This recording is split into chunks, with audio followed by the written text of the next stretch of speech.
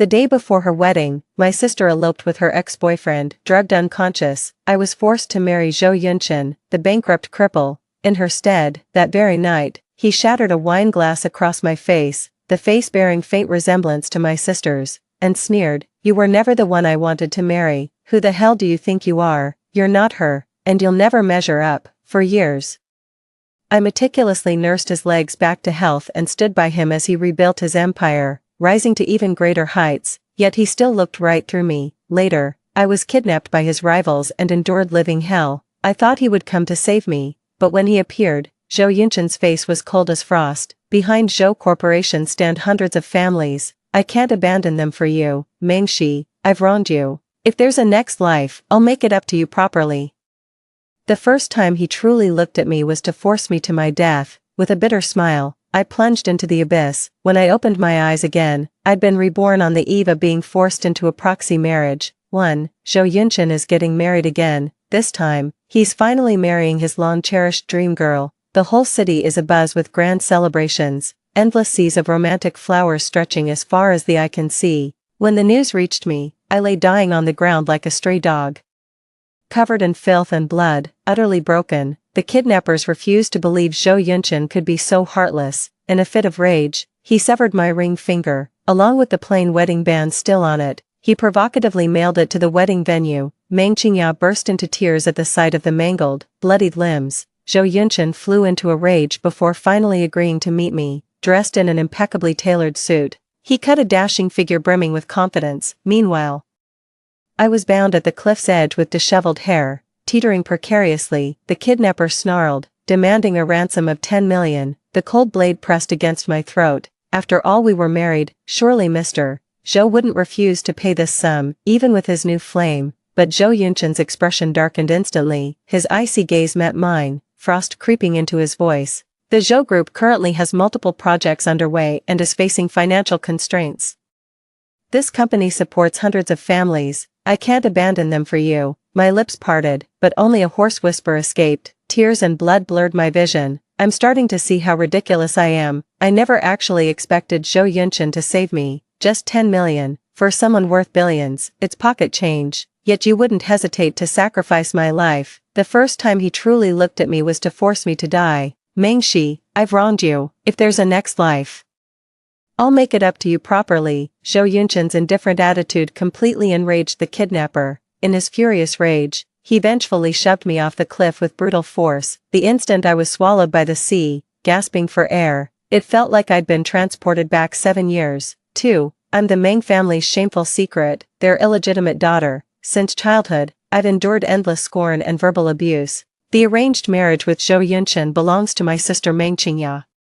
The true jewel of the Meng household. Zhao Yunshin had been deeply in love with Meng Qingya since their early years, but after his accidental paralysis and the Zhao family's financial collapse, Meng Qingya began treating Zhao Yunshin with contempt. She threw daily tantrums at home, threatening suicide and demanding to break off their engagement. I'd rather die than be forced to marry that bankrupt cripple. She even eloped with her ex-boyfriend the night before the wedding.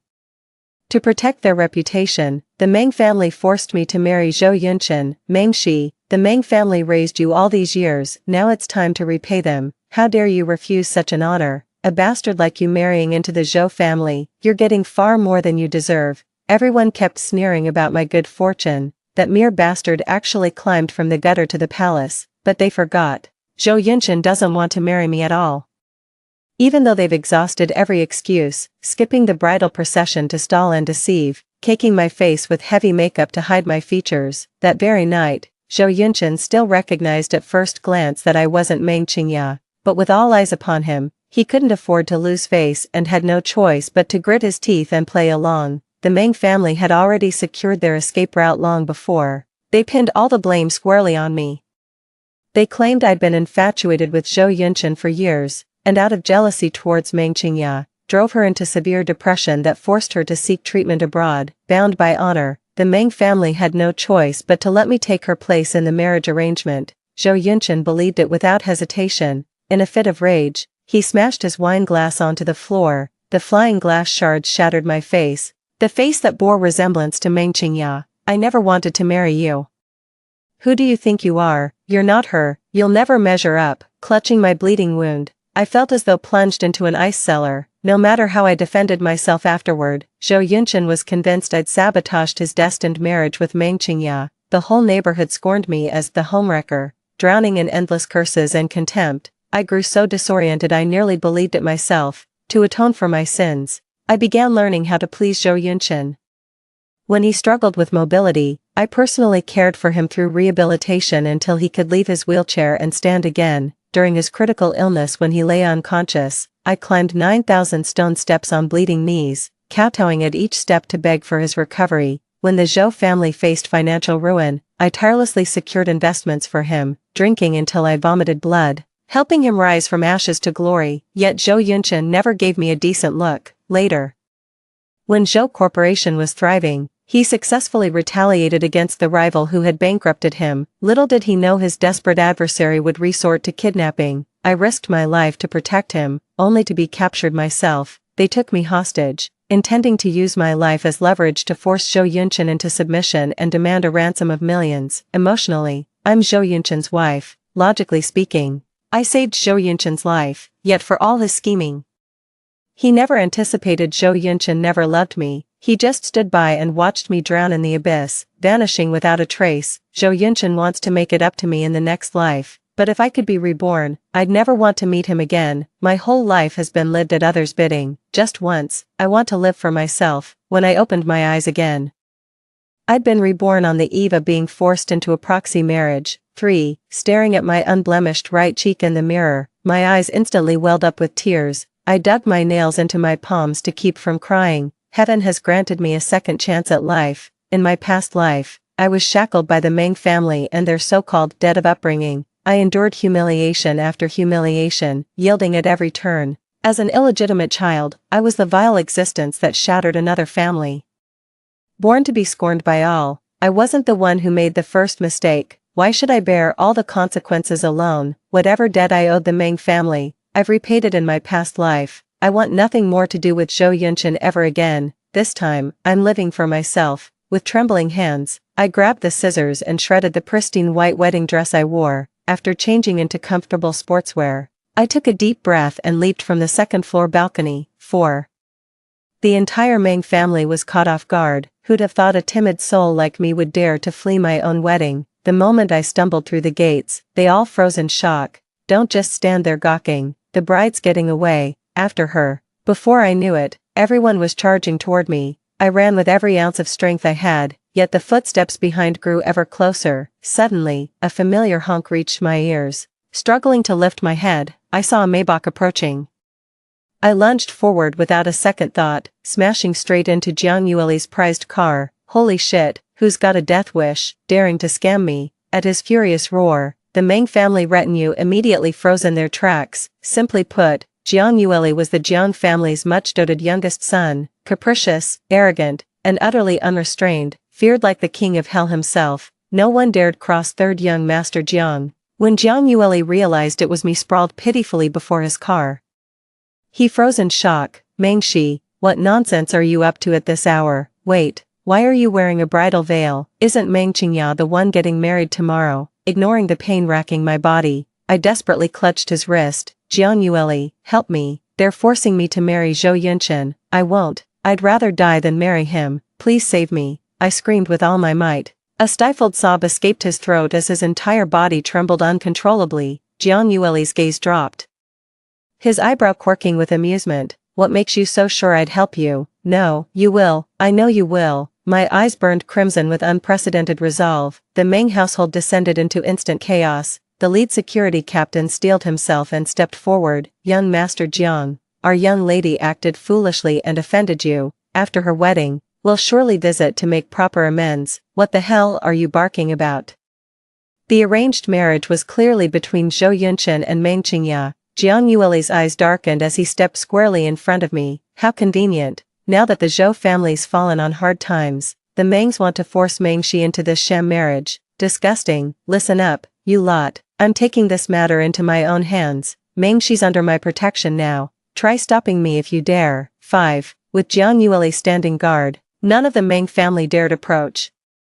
They could only hesitate anxiously before contacting Mr. Meng and his wife. Meanwhile, under Jiang Yueli's protection, I was safely escorted into the neighboring Jiang residence. Warmth enveloped me the moment I stepped inside, yet I couldn't stop trembling on the couch, haunted by agonizing memories from past lives. When I came to my senses, someone had draped a coat over me. Well, I'll be damned. Never thought I'd see the day. Meng. She stood her ground, impressive. Jiang Yueli clicked her tongue lightly before tapping my forehead with her fingertip. I slowly raised my gaze, emotions swirling chaotically within me. No one knew that I, the despised illegitimate daughter, had grown up somewhat reluctantly alongside Jiang Yueli. Though the Meng and Jiang families were neighbors, their paths rarely crossed. As a child, I was neglected and kept in the backyard of a villa. Jiang Yueli, being mischievous and adventurous, gradually became my frequent visitor. He'd catch butterflies, weave grass ropes to amuse me, and occasionally bring delicious, expensive treats. Those were the only bright spots in my otherwise barren existence. As I grew older, I came to realize the wretchedness of my social standing. Fearing I might bring trouble to Jiang Yueli, I deliberately distanced myself. After marrying Zhou Yunshin, I only had one interaction with Jiang Yueli. My disfigured appearance made me intensely self-conscious. I couldn't even bear to meet him. Only a brief call remained. His voice sounded hoarse on the other end. Is he treating you well? Holding back brimming tears, I forced a smile. Now I'm Mrs. Zhou, living the high life. After a long silence, Jiang Yueli finally chuckled. Good, if he ever dares to mistreat you, I'll have your back. The moment the call ended, tears kept streaming down uncontrollably. Seeing my old friend again, I couldn't help but laugh. Jiang Yueli looked at me puzzled. Oh no. Did the collision knock some sense out of you? I shook my head slightly, gazing at him with heartfelt emotion. It's just, really good to see you again. Jiang Yueli's face flushed crimson, his eyes darted nervously, too flustered to meet my gaze. Humph, too late to realize how great I am now. He was putting up a tough front, yet still remembered to slip my favorite warm milk into my palm. 6. That night, I had a terrifying nightmare. In my dream, I inexplicably drifted back to my past life.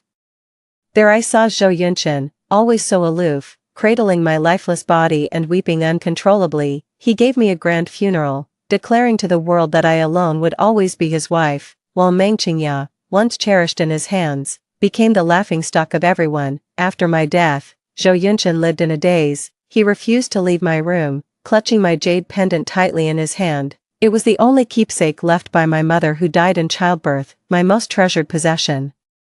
Cradling the pendant, he wept inconsolably, as if loving me with heart-wrenching intensity. In the end, he drunkenly swallowed a whole bottle of sleeping pills, claiming he'd join me in death. Yet wasn't he precisely the one who caused my demise? Startled awake, I shuddered with sheer absurdity and bitter amusement, woke up fresh the next morning, ran straight into Jiang Yueli returning from his morning jog. The boy radiated sunshine, far more pleasant than that gloomy Zhou Yunshin. Meng Shi.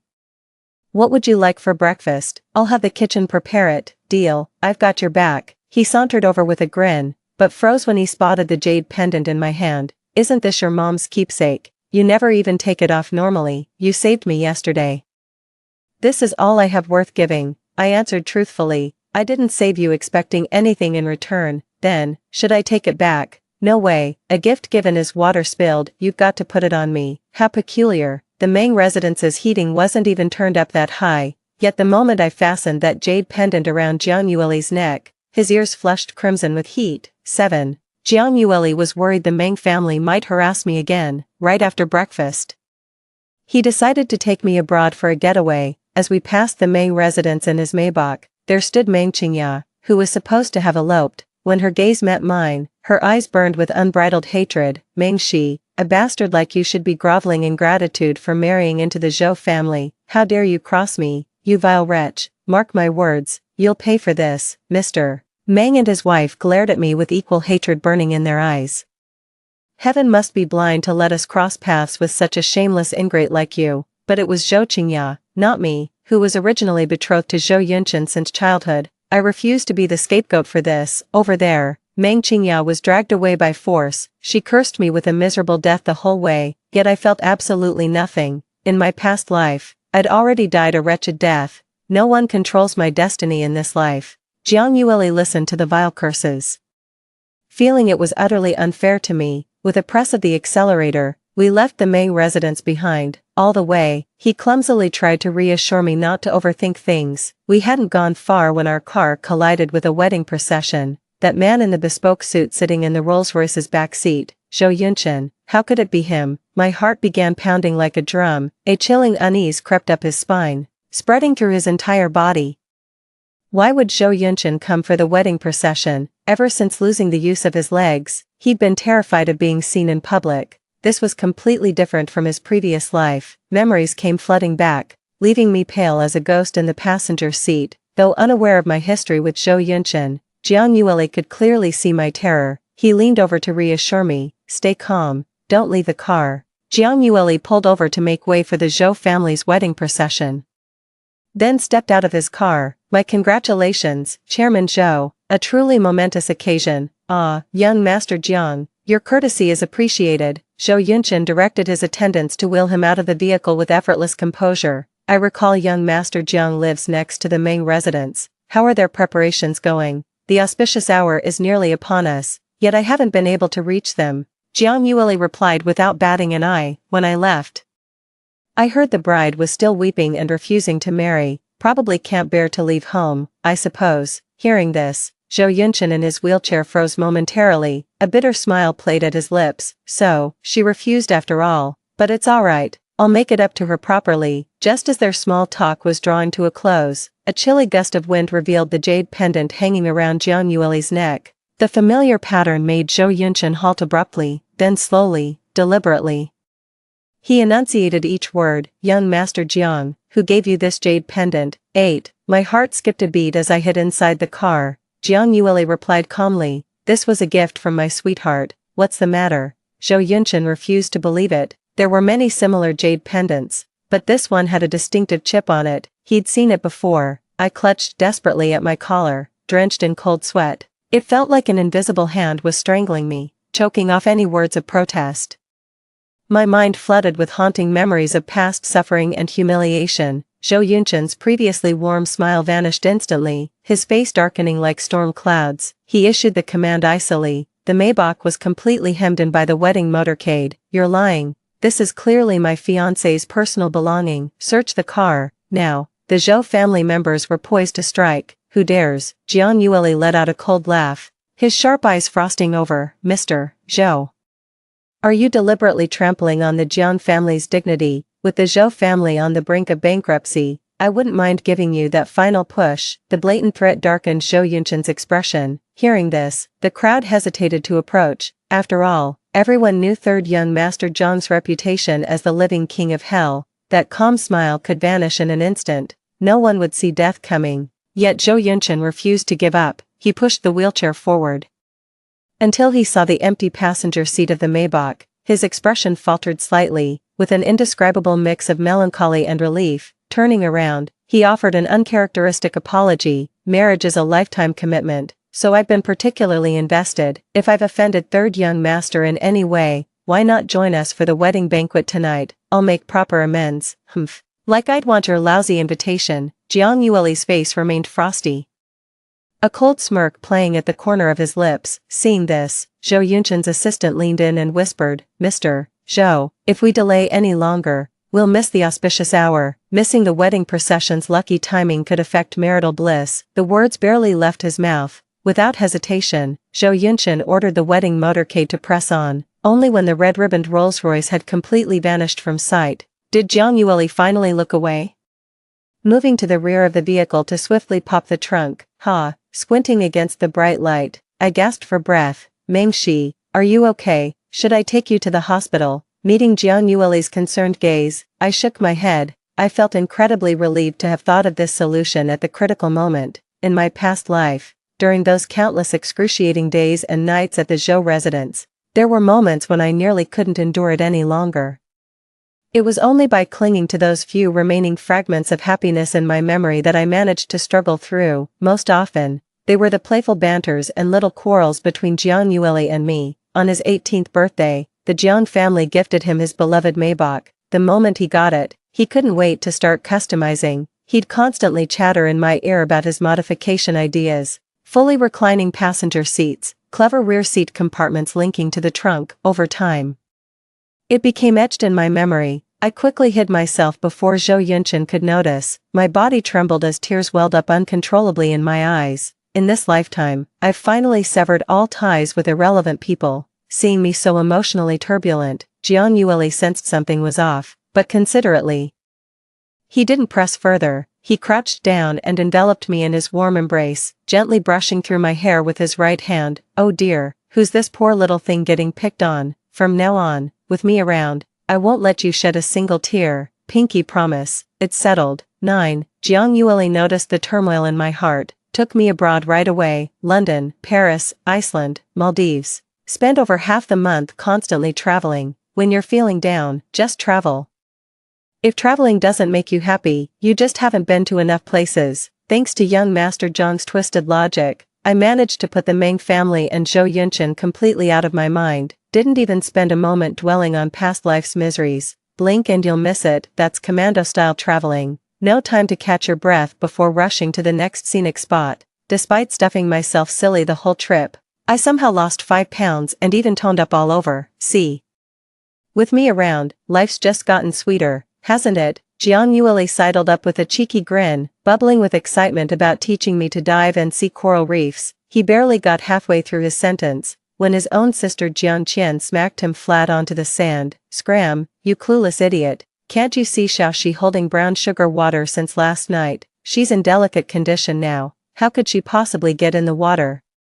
Jiang Qian launched into a relentless tirade against Jiang Yueli. The latter gave me a pitiful look with exaggerated facial expressions. Just our luck. Jiang Qian turned her head and caught him red-handed. And then, Jiang Qian, you absolute lunatic. How dare you hit me? I'll tear you apart. I'm sorry.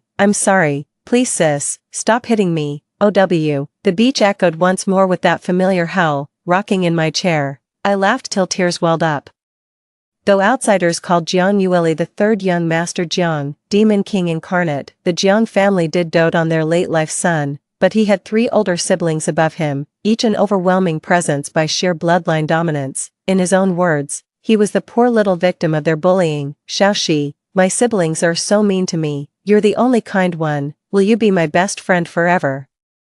These were the tearful words Jiang Yueli spoke to me at age 6 when he accidentally wandered into the Meng family's backyard. Later I learned his mischievousness had earned him a proper scolding from his 3 older siblings. Xiaoxi, the seafood here is absolutely divine. Come try some. Looking up, I saw Jiang Qian placing a plate of peeled crayfish in front of me. Not far away, Jiang Yueli, still smarting from her stern lecture, sat hunched over the table, noisily cracking open another round of crayfish. Noticing my hesitation, Jiang Qian chuckled. Men should do more work. That's the Jiang family tradition. Eat up. This is all that rascal Jiang Yueli's handiwork. Seeing this, I agreed. Alright, thanks sis Qian. Jiang Qian tossed her hair. Nonsense. I'm the one who should be thanking you. If it weren't for you, I'd never have gotten to eat those crayfish that brat peeled himself. She chuckled softly, her gaze taking on a knowing glint as she looked at me. I didn't understand, blinking blankly. Sis Jiang Qian. Jiang Qian froze momentarily before suddenly bursting into laughter behind her hand.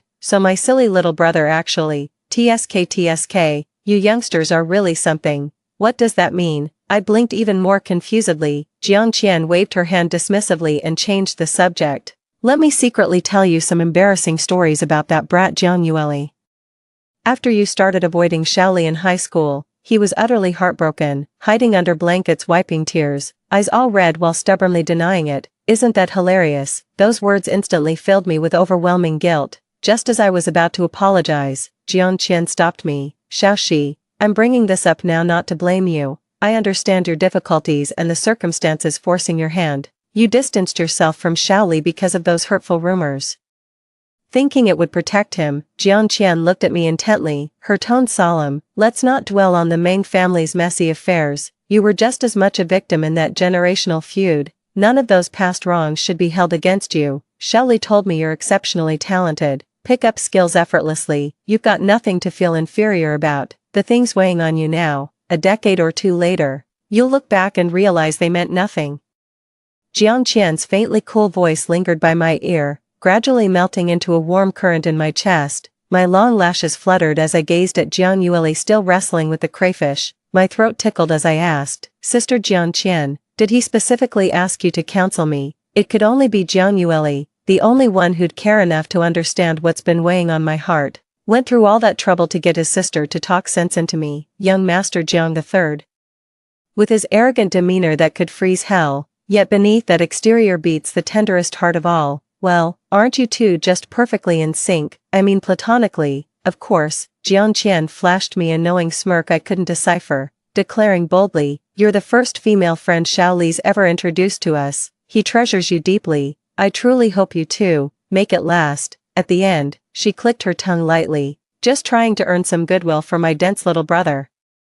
Give him more chances." I still didn't catch her underlying meaning, but one thing became clear: Jiang Yueli treated me exceptionally well. When someone's kind to me, I'll return the favor in kind. So when Jiang Yueli mentioned he'd just set up a new studio and was short-handed, I jumped at the opportunity without hesitation. After all, I'd spent years working at Zhao Corporation in my past life. I had those project workflows down pat. Then came the regret, of all things to remember.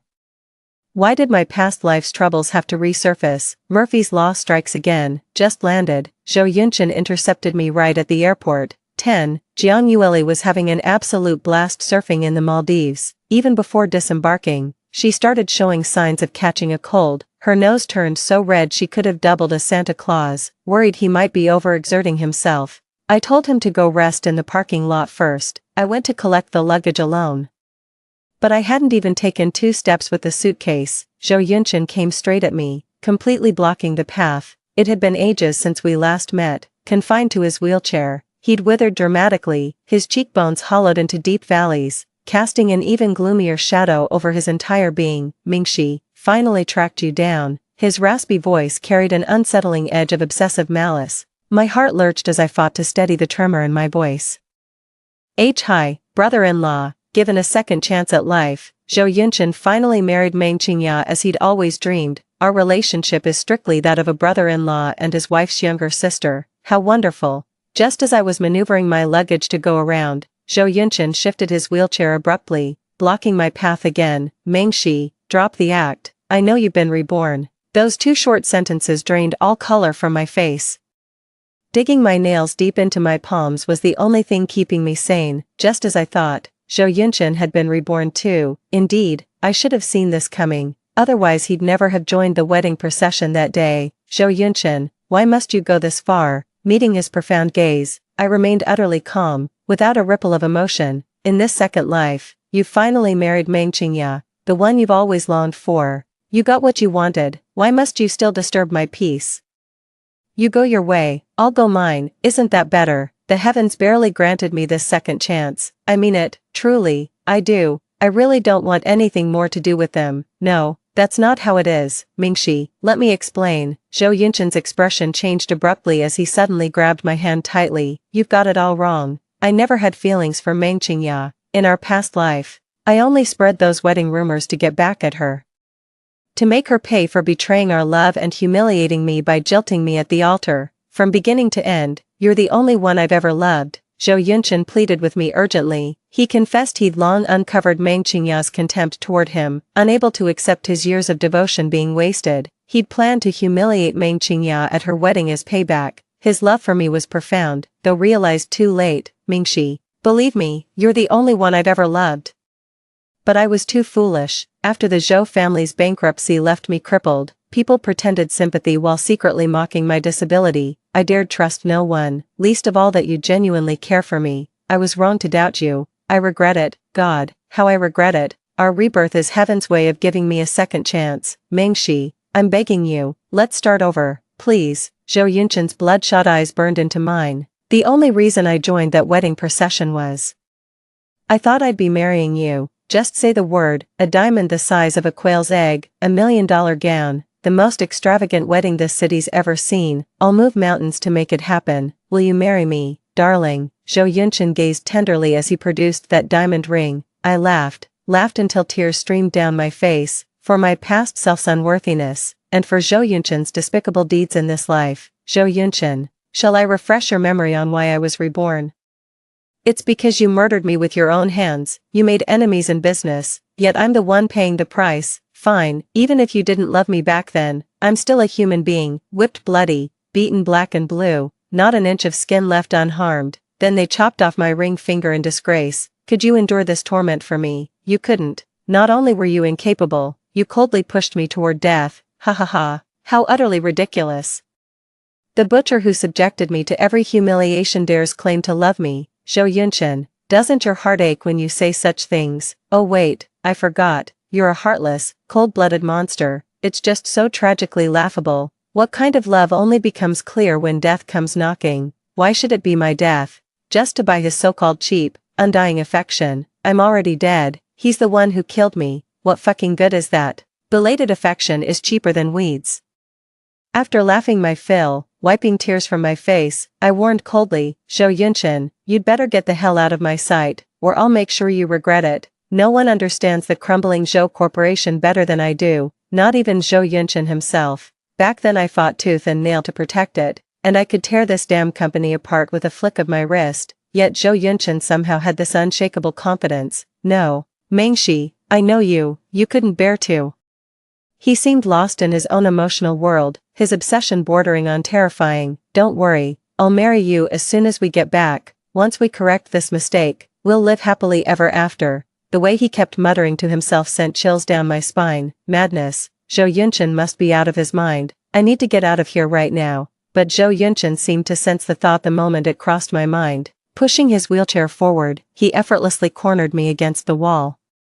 Mengshi, there's no escape for you. My men have the place surrounded. You'll be Mrs. Zhao for the rest of your life, like it or not. The words barely left his mouth. A dark figure lunged from the shadows, landing a solid punch square on his face. Damn it, even in a wheelchair you can't behave, and you're dragging the disabled community's name through the mud. I'll beat your ass. 11. I didn't even have time to react. Jiang Yueli pummeled Zhao Yunshin with relentless punches, knocking him clean off his wheelchair onto the floor. So this is how you've been bullying Mengshi behind my back. Oh, now you care. After the damage is done, how dare you claim to love her? Disgusting. Get the hell out of here. Mengshi's under my protection now. Lay one finger on her and you're dead. He kept beating Zhao Yunshin until the man's face was swollen beyond recognition and he couldn't even speak, finally snapping out of it. I rushed forward to stop him. Enough.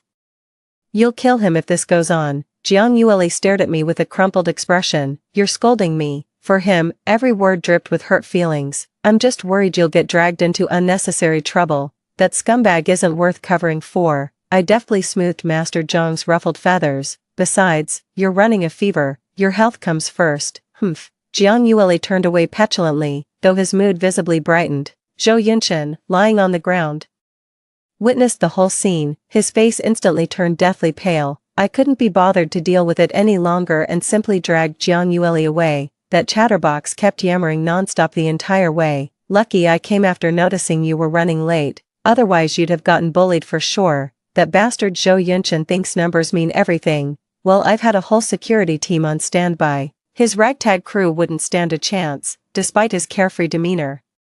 Jiang Yueli had picked up on the tension between me and Zhao Yunshin long ago. He'd already stationed security at the airport before boarding. That's how we managed to get away safely. Finally, he pressed his lips together and hesitated. Sorry, I didn't mean what I said earlier. Mengshi, do you hate me for this?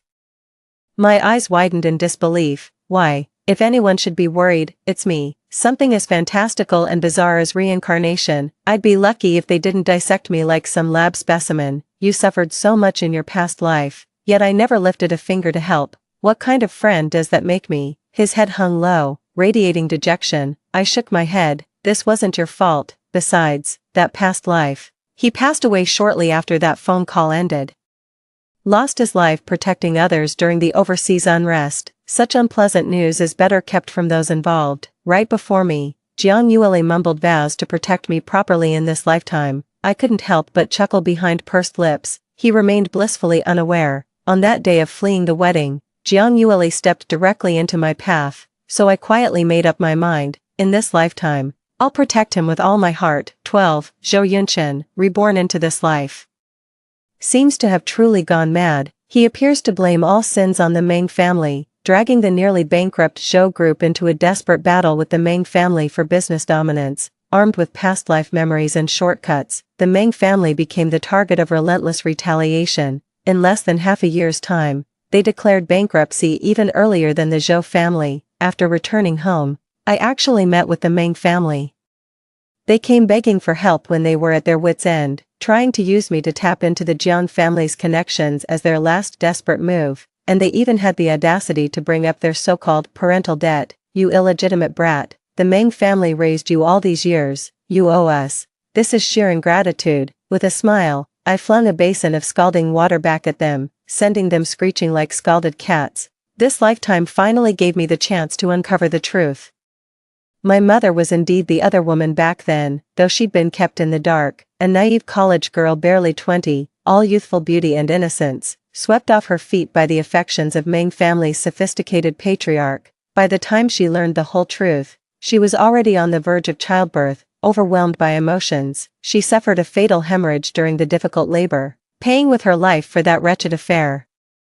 The Meng family wasn't nearly as kind and benevolent as they claimed to be. Meng Qingyao was born prematurely and remained sickly throughout her childhood. By sheer coincidence, though born 2 years later, I shared the same blood type with her. I was nothing more than Meng Qingyao's walking blood bank, raised by the Meng family. Any debt of gratitude for raising me, I'd already repaid it fully in my past life, so in this lifetime, it's their turn to atone. 13, half a year later. That's when I learned about Zhao Group's bankruptcy and Zhou Yunshan's wrist-slitting suicide. Many people said that Zhou Yunshan had gone completely delirious before his death. He kept muttering incessantly, "What's the worst that could happen? We'll just start over." That's right, just start over. All it takes is dying one more time. Utterly bizarre. Humph, even if he dies 1,000 deaths, it won't matter, with me here. No ghost or demon dares lay a finger on you. When this news reached them, I wasn't really that upset, but Jiang Yueli thought it was terribly unlucky, so he took me to the temple for proper prayers. He even splurged on a Buddhist ritual, saying it would accumulate blessings and good fortune for me, one expense after another. That jade pendant wouldn't even begin to repay your kindness. After a moment's thought, I asked, "You've been too good to me, Jiang Yueli, how can I ever repay you?" Jiang Yueli's eyes flickered momentarily as his cheeks flushed crimson. Then, "Would you consider liking me, Mingxi? Will you say yes?" Meeting his earnest, burning gaze, I chuckled softly. I wouldn't be so sure about that. We'll see how you do. Story 2, my boyfriend, UCI, is a complete control freak with an insanely strong and pathological possessiveness. I finally couldn't stand the torture and broke up with him. However, what I waited for wasn't more crazy and coercive means. It was the news of his death. He committed suicide. Reincarnated back to the time before I broke up with him, I lowered my eyes and looked at the man who was carefully patting the inside of the ankle cuffs with soft fabric. I raised my foot and stepped hard on his shoulder, curling the corners of my lips provocatively. "Stop dawdling. Are you going to do it or not? If you have the guts, make me unable to get out of bed, make me unable to go anywhere. Stop with all this useless stuff. 1. Can I eat you? That way, you can stay inside my body forever." When UCI said this, his head was buried in my chest, his scorching breath sprayed above my heart, and my surging blood vessels suddenly constricted for a moment. My scattered consciousness gradually focused, and I pushed him, but I couldn't move him. I groped for a cigarette from beside the pillow and stuffed it into my mouth, but I couldn't find the lighter no matter how hard I tried, and I felt irritated. "Then you'll be pooped out as shit, won't you?" "No. You'll become a part of me and stay with me forever." I bit the filter tip of the cigarette and gave a soft snort. Human cells can all be metabolized into new ones in 7 years. By then, I'll completely disappear and no longer exist. Taking advantage of the moment when he was in a daze, I pushed him away, sat up, and picked up the shirt beside me. It was torn to such an extent that it was completely unrecognizable. The pants were the same. It was a complete mess. I just took out a new pair from the wardrobe, and before I could put them on, I was pressed against the wardrobe door. "I don't want you to disappear." As he spoke, he secretly moved his waist, getting closer and closer. I said coldly, "I still have a social engagement. Can't you cancel it?" The ends of his hair rubbed chaotically against the base of my neck, making it itchy and prickly. I dodged, but was immediately held down firmly. "I've checked. The cocktail party later has no real value. Do you really want to talk about business, or do you want to flirt with other men?" Here we go again. I've told him countless times not to investigate my schedule, but he just turns a deaf ear. "Aren't you annoying? Are you annoyed by me?" A wet and warm kiss landed on my shoulder, lingering all the way to the side of my neck, and landed on the throbbing artery, turning into a gentle nibble. You love me the most, don't you, Chindai? You said that you love me the most and only me. I closed my eyes and was about to lose my temper when I was interrupted by a click. A cluster of blue flames sprang up in front of me. The cigarette was lit, but before I could take a puff, you see I took it away. The thin mist curled up and dispersed along with his soft chuckle. I didn't say you couldn't go, as long as you carry. Suddenly, a strange foreign object invaded me. I widened my eyes and struggled with gritted teeth after realizing what happened. Are you crazy? The cigarette ash fell on my forearm, and my body instinctively shrank. You see I took the opportunity to succeed easily. As long as you're good, I won't activate it. He blew into my ear. Don't try to take it out yourself. I have real-time reminders here, too. You see I broke his promise. Just because I didn't answer his call in time, I clenched my phone tightly, quickened my steps to hide the embarrassing buzzing sound, and pushed open the door of the restroom. Unfortunately, there was an acquaintance inside. Are you okay? He looked at me with concern, so the frequency was immediately turned up to the highest level, and my legs went so weak that I almost couldn't stand. The cocktail party was full of nobles and they were chatting and laughing merrily, but I was in the narrow cubicle, dealing with the thing that UCI had forced on me in a way. The man outside the door didn't leave for a long time. People in this circle have seen all kinds of ways of having fun. A whistle was blown in a frivolous and playful tone. Mr. Chin is really in the mood. Why are you using the tricks for male escorts on yourself? The footsteps approached, and then the door panel was knocked. Do you need my help? Push it in, or take it out. On the other end of the phone, UCI was aggressive. Chindai. Who is he? What are you doing? Why are you taking it out? Wait, I'm coming to find you. I pressed my forehead against the cold tiles. The shame receded, and a deep weariness welled up. In fact, this kind of weariness started a long time ago, but at this moment, for the first time, I seriously thought about that question. Why did I indulge UCI, indulge him in depriving me of my freedom, trampling on my dignity, and interfering with my normal social interactions? Was it because he met my aesthetic standards and I fell in love with him at first sight and forcefully took him for myself? Was it because we had been together for too long, from the age of 18 to 28? Was it because I owed him 3 lives? I turned my phone upside down and sat on the toilet seat, quietly smoking a cigarette. After exhaling the last puff of smoke, I sent him a message. UCI, it's over between us. This was the most severe lesson I could think of, and I hoped that he could learn to restrain himself from now on. 3. Afraid that he would imprison me again. When I went to the apartment to get my things, I called 5 bodyguards with me. Unexpectedly, he was very calm. I hadn't seen him for a few days, and the loose white shirt looked a bit empty on him. Maybe he knew I was coming, so he tidied his hair and shaved his beard in advance. Watching my men carry things out one by one, UCI suddenly asked, did the cigarette ash that fell that day scald you? I knew him too well. I raised my chin to signal 2 bodyguards to stop him from coming forward to hold my hand. Sure enough, he revealed his true nature the next second. Through the 2 bodyguards, his beautiful light-colored eyes stared fixedly at me without blinking, and his eyes were dark. Chindai. He pursed his pale thin lips and pulled up a curve that could hardly be called a smile.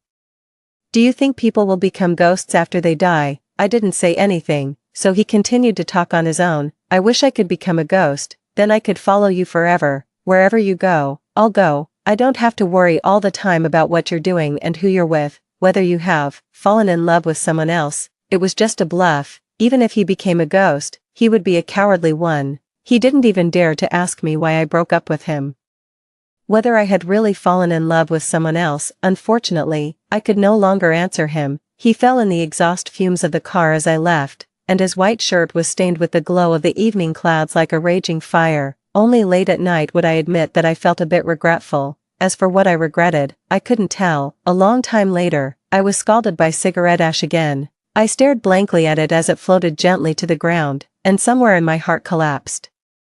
It turned out that the answer was hidden in the ashes. I regretted that I didn't answer him at that time, that I was indeed scalded by the cigarette ash, but not burned. It left a light red mark smaller than a cherry petal, and it didn't hurt at all. But when I searched all over my arm for this cherry petal, I couldn't find it no matter how hard I tried. After all, 7 years had passed, and all the human cells had been replaced. It had been metabolized.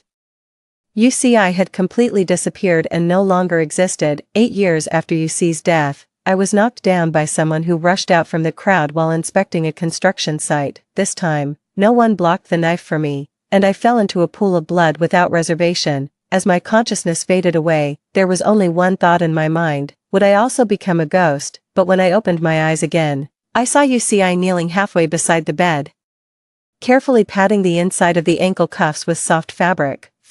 Sensing that I wanted to pull away, he suddenly grabbed my ankle tightly, his eyes cold. Do you want to run away? I didn't actually want to run away. I stared blankly at the dark bruise on the corner of his mouth. Without thinking much, I leaned over and kissed it. It was warm. It wasn't a dream. UC's body suddenly tensed up, and then gradually relaxed. Stop pretending. Didn't you hit me? I hit him. The memories came flooding back to 9 years ago, a year before I broke up with him. My family didn't recognize my relationship with UCI and forced me to go on a blind date. It was with a wealthy family of the same social status, in a top-class high-end music restaurant. But UCI ran out and messed everything up. To maintain the relationship between the two families and to give the other party an explanation, I symbolically punched UCI. Chindai, it's no use begging me now. Give up this idea as soon as possible. UCI had a gloomy expression. You provoked me first, you said you loved me first, and you can only belong to me. I suddenly laughed. He was taken aback for a moment, and his face became even darker. Is it that funny? What did I do before? I held his head and said sorry, and promised him over and over again that I only loved him because of that bit of guilt. I tacitly endured his repeated out-of-line behaviors.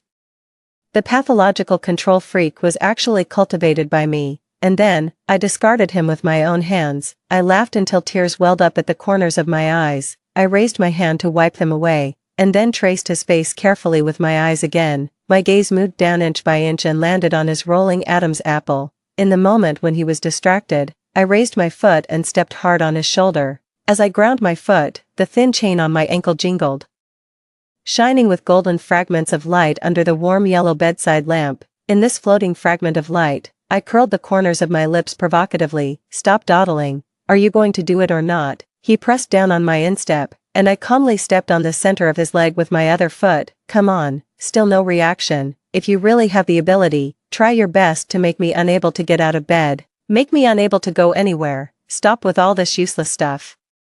Now both of my feet were caught, and I was pushed down on the bed. He pressed down on me like a mountain. His eyes were gloomy, with dark tides surging. Chindai, do you know what you're saying? I directly met his gaze, and the smile on my face grew wider. I said that if you leave me any strength at all, I might climb into someone else's bed. I'll call him husband, lie in his arms and smoke the same cigarette after sex, and listen to him blowing smoke rings and thanking you.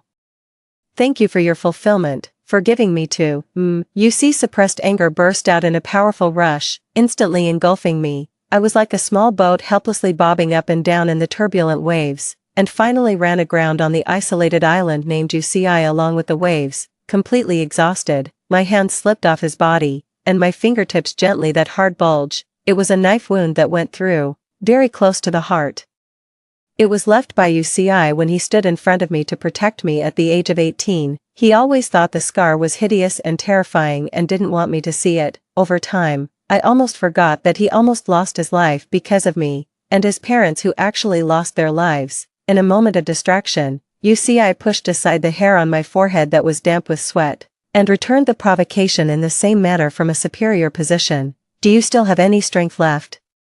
The gloomy coldness from 2 hours ago was nowhere to be seen, and his eyebrows and eyes were filled with the flamboyant spirit that I missed. He was satisfied, and I really couldn't get out of bed anymore. 3 things. Take my phone and transfer 800 yuan to yourself, carry me to take a shower, change the bed sheets and then go to sleep. UCI directly skipped to the second step. I'm not short of money, as a top trader. He really wasn't. I didn't force him and let him pick me up. Don't you want to know why it's 800 yuan? UCI hesitated. Finally, he put me down and obediently transferred the money to himself. I glanced at his receipt status and curled the corners of my lips. Well, you worked hard tonight. Keep up the good work next time. UCI was stunned for a moment. His knuckles holding the phone suddenly turned white, and he looked at me in disbelief. What do you take me for? Currently, you're still my boyfriend, but starting from today, I'm going to introduce a scoring mechanism. I'll transfer money to you according to your performance, with no upper limit. Today you did manage to make me unable to get out of bed, but you ignored my requests halfway through, so I can only give you this much. My body felt sticky and uncomfortable. Ignoring the rapidly dropping low air pressure around him, I said calmly and urged, "Shower." He stood still, his black eyes fixed on me. "I don't understand. Do you want to break up with me?" "I don't want to for now, so I hope you can take it seriously. If one day I don't transfer money to you after you've done something, it means we're really over, finished. Do you understand?" Looking at his pale face without a trace of blood, I pursed my lips and added in a brisk tone, "Of course, this isn't a one-way game. The money transferred to you counts as chips. When it reaches a certain amount, you can ask me to do things in return. It's okay to go a bit overboard." His thin lips moved.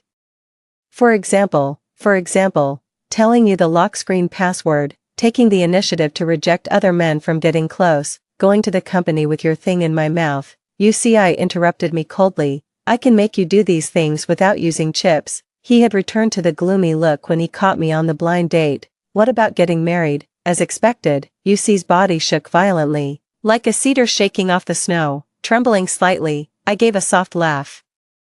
"As long as there are enough chips, I'll stay with you forever." 5. Forever. I've heard Yuci say it countless times, but I've rarely said it myself. In my last life, I lost Yuci forever. This time, I can't guarantee that I won't repeat the same mistake a year later. But one thing is very clear, I don't want to regret it anymore. I don't want to toss and turn in the middle of the night, imagining what the outcome would be if I hadn't broken up with him, if I had let him hold my hand.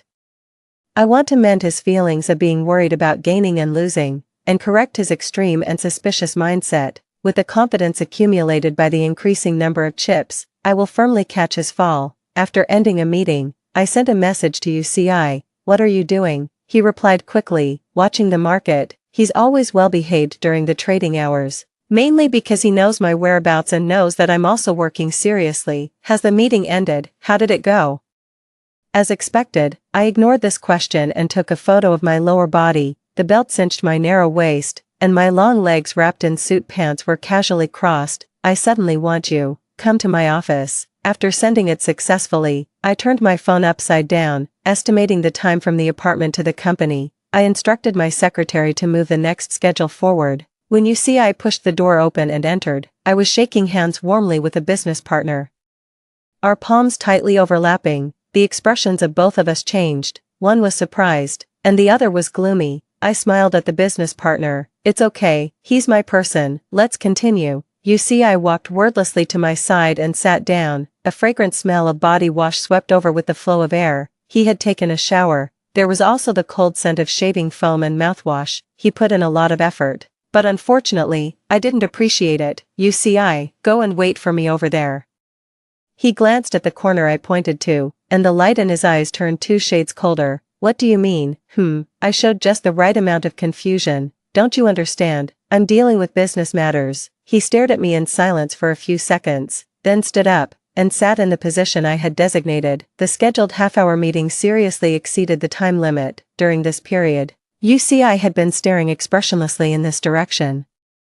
I ignored him and continued the conversation enthusiastically, until he looked away for the first time, lowered his head and pressed the screen to light it up. I stood up in a timely manner. "Let's call it a day." As soon as I saw the person off and before I could say anything, I was pressed onto the desk by Yuci. Having endured it for too long, his actions were much rougher than usual, but this fierce conquest that was bound to happen ended before it even began. Yuci lowered his eyes and looked at the hand I had placed on his chest, his expression extremely bad-looking. I smiled indifferently. "Sorry, I have another meeting later. How about we forget it for today? Are you playing with me?" He said it through gritted teeth. He was really angry. "Don't you know best whether I have a meeting or not and how important it is?" He didn't say anything and didn't let me go either. We just remained in a stalemate. After a long time, I hooked my arm around his neck and leaned in. "Come on, I know you made preparations." "Well, give me a kiss then." I still didn't move. I wasn't going to spoil him either. "Fine, if you don't want to kiss, that's okay." This time he finally moved. His warm lips covered mine. "I didn't say I wouldn't kiss you." When the kiss became the most passionate, I pushed his shoulder. "It's time for the meeting." The firm chest in front of me was still heaving. Yuci took a deep breath and straightened up. Supporting himself on the desk, I picked up my phone. transferred the money to him, and then slowly sat up. He stared at the screen and said in a stiff tone, "Why is there an extra zero compared to last time?" Because it felt good. 2 hours of intense struggle was not as good as 2 minutes of kissing. The line of UC's jaw tightened, and he stubbornly persisted as if nothing had happened. "Was it not good last time?" "It was okay, but you were very obedient today, so I couldn't help but give you a little more." I turned on the front-facing camera and pressed my lips. Good, there were no marks, and it wouldn't delay the meeting. UCI stood aside and lowered his eyes, taking in all of my actions. My heart stirred, and the hand that was about to put the phone down pressed back again. My fingertips lingered on my lips, slowly rubbing and tracing the seam of my lips, and gently probing inside. Out of the corner of my eye, I clearly saw UC's Adam's apple rolling, his eyes obscure, and a bulge in his suit pants. Based on my understanding of him, he might have thought of 800 different positions on the way here. Now he has only kissed me once, and his desire is far from being satisfied. So what? I had already called a stop. After he couldn't help but take half a step closer, I tilted my head back and pretended to be confused. "Is there something else?" The man's large palm stroked my thigh and hooked onto the belt buckle. "Don't go to the meeting." "Of course you can," I replied quite readily, but my tone turned cold. "However, you have to return the 8,000 yuan to me first." As I spoke, I reached out and grabbed the corner of his phone. UCI was taken aback for a moment and immediately clenched his grip. "Why should you take it back?" "Because you want to go back on your word and you violated my affirmation of your obedience. Don't you think that a kiss is worth 8,000 yuan? I tugged at it but couldn't pull it away. UCI hastily hid his hand behind his back. "No." "Oh, so are we still going to do it or not? I'll go home and wait for you." He really didn't force me anymore. He said he would go home and then he went home. This was the first time that he had consciously restrained himself and taken the initiative to pull away, in order to be with me forever. The places on my body that he had touched were still surging with heat. I pressed the back of my hand against my burning cheek and let out a soft sigh. Since he could succeed for the first time, there would be a second time. Someday, we would surely develop a normal way of getting along as a couple. Right. 6. The alarm clock rang only once before it was turned off. UCI got out of bed softly and quietly. Then, some sounds of making breakfast came from the kitchen. I stared at the ceiling in a daze for a while. In my previous life, UCI hated the time from waking up to going out the most. He was like a big dog with separation anxiety, constantly spinning around me and interfering with my every move. Even if we can live to be 80 years old, we only have a little over 50 years left. It's too short. Why do we have to waste time on unimportant people and things? Can't we be together every moment? Chindai, don't go out. Okay, I'll support you. Such conversations happened every day, until he committed suicide and passed away. I, who had always liked to stay in bed, would reflexively throw off the quilt and get out of bed the moment the alarm clock rang, not daring to delay for even a second. I was afraid that when I came to my senses, there would be no warmth of his body on the other side of the bed. I was afraid that his sleepy plea would automatically ring in my mind. I was afraid that my emotions would be filled with the of never having responded to him. "The meal is ready. Do you want to sleep for a while longer?" My gaze shifted from the ceiling to UC's face. I shrank a little deeper into the quilt. Just 5 more minutes. In my 36-year life so far, I could be considered to have handled things with ease and made a great impact in my field, but having the initiative in my relationship with UCI was truly a first. UCI lay down beside me, and the 5 minutes were extended again and again. My secretary sent the confirmation of today's schedule. When I scrolled to the end, my fingertips stopped. It was a high school alumni reunion. My memory isn't very good. And this thing happened so many years ago that I can't remember exactly what happened. I just remember that after coming back from the alumni reunion, UCI, as if having an episode, chained me to the head of the bed and tortured me for a day and night. "Do you want to go?" His chin rested on my shoulder, within my tolerance range. He was both restless and obedient. "Yeah, I'm going. Those people are now all influential figures. They're just talking about business in the name of reminiscing about old times." Although I already knew the answer, I still asked him, "What about you?" "Of course, an alumni reunion is a hotbed for cheating and infidelity. I'm going to keep a close eye on you." It wasn't an aggressive interrogation. What a cute possessiveness. I turned around and stroked his face. The bruise had long since disappeared, and I couldn't help but lean in and kiss him again. He has a face so handsome that it makes both gods and men resentful. no matter when I see it, it makes my heart pound. My fingertips suddenly curled, except for that day, and every day after that day. I lowered my eyes. Yeah, keep an eye on me, just like that. In a moment of distraction, I gave up my original idea of fishing for evidence. There will be plenty of time in the future. There's no need to correct him so strictly. In such an occasion, it might be nice to give him enough a sense of security, thinking this way. During the whole gathering, I deliberately maintained an appropriate sense of distance, just enough to get the point across, but I still couldn't prevent enthusiastic people from putting their arms around me and getting handsy. I glanced at UCI, his expression was calm, and he didn't show much reaction. The heart that had been hanging all night finally settled down. It seemed that the training during this period was indeed effective. As the gathering was coming to an end, my childhood friend, who was always late, finally arrived. When he saw me, his eyes lit up and he walked straight towards me. He was the only one among this group of people that I could talk about old times with. He was also the prospective best man. He had been busy with the overseas branch office in the past 2 years, and we hadn't seen each other for quite a long time. Damn it, the plane was late, I'm starving to death. He put his arm around me and walked towards the buffet table.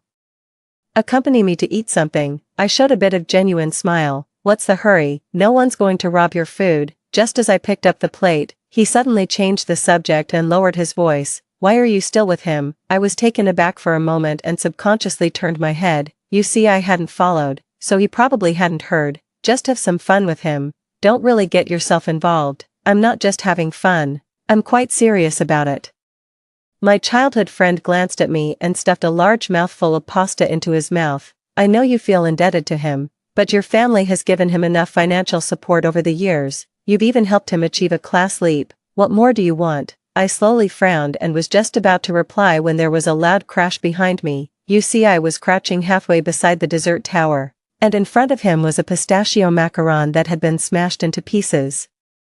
The waiter quickly came to deal with it. I instinctively took a step towards him, but my arm was grabbed. You see, this is the result of trying to force yourself into a circle that doesn't belong to you. You've really been abroad for too long. Your meanness has seeped into your bones. I turned cold. Before you open your mouth, go and find out who the big private equity boss your dad is trying to curry favor with is. Huh. His expression was blank for a moment, and then his eyes slowly widened. Holy shit, is it him? I ignored him and shook off his hand, walking towards UCI. Are you okay? UCI looked at me, his expression very calm. I didn't hold it steady. Ooh, do you like it? I rarely see you eat desserts. Let the hotel send some to our home. No need. He glanced at my childhood friend not far behind me. Are you done talking? I nodded and took his hand. Let's go home. His palm was astonishingly cold. Even when our fingers were intertwined, I couldn't warm it up, so I simply stuffed our hands into the pocket of my coat together. UCI struggled slightly, just once, and then let me do as I pleased. When I looked up, I caught a glimpse of the gloom that flashed across his face, and an inexplicable sense of unease welled up in my heart. It seemed that there was something I had overlooked, but I had shown my attitude, and I had also clarified what needed to be clarified. What else could be wrong? I shook my head and tugged at him. The gathering was over, and everyone walked towards the parking lot in 2s and 3s, casting subtle glances in our direction. My relationship with UCI wasn't a secret in the circle, but I had never publicly admitted it. Kiss me. UC's hand curled up. I'll kiss you at home. Humph. A coward who only bluffs with me. Right now. Here, kiss me. He still didn't move, but the temperature of our intertwined palms rose, and it was warm in the pocket of my coat. I lowered my voice and brought out the chips. 100,000 yuan. The light in UC's eyes flickered, and he slightly lowered his head and pressed his lips against mine. The magnificent ceiling of the hotel was dazzling. I closed my eyes and responded to him, but he neatly pulled away when I wanted to deepen the kiss. He even pulled his hand back. I had always disliked putting my private life out in the open. Once, someone who was nosy gossiped about it in front of UCI. I neither denied nor confirmed it and fobbed the person off with ambiguous answers, so I thought that UCI must have been quite disappointed, which was why he kept asking me privately over and over again whether I really loved him or not. This intimacy now was a kind of affirmation of our relationship from me. But why does he look? Are you unhappy? No. UCI pursed his lips. But don't do this outside in the future. It's not appropriate. The person who forced me to go to the cocktail party with that thing in me now keeps saying it's not appropriate. I'm too lazy to refute. 7. The car stopped steadily downstairs, but I still sat there without moving. He turned his head, and the cold light of the phone screen shone on his face, casting a shadow under his stern features. On the screen was the record of my transfer to him, and he was calculating. Chindai, I turned off the screen and looked at me seriously. How much more do I need to be able to make a request? I was taken aback for a moment, and my tense nerves gradually relaxed. What was this? So he had something he wanted. Our sex life recently had been rather mediocre. He probably wanted to try something more exciting again. I patted the back of the driver's seat, indicating for the driver to get out of the car first. What do you want to play? Taming a pathological control freak like him back to normal had been going quite smoothly. It wouldn't be a bad idea to give him a little punishment. I counted on my fingers for him. 10,000 yuan in the car, 20,000 yuan in the elevator, 100,000 yuan on the top floor, and kissing is free. But I asked, what about forever? I didn't understand the level for forever. He was so eager. I secretly smiled in my heart. Of course, I was also quite eager. While he was asleep, I secretly measured his finger circumference.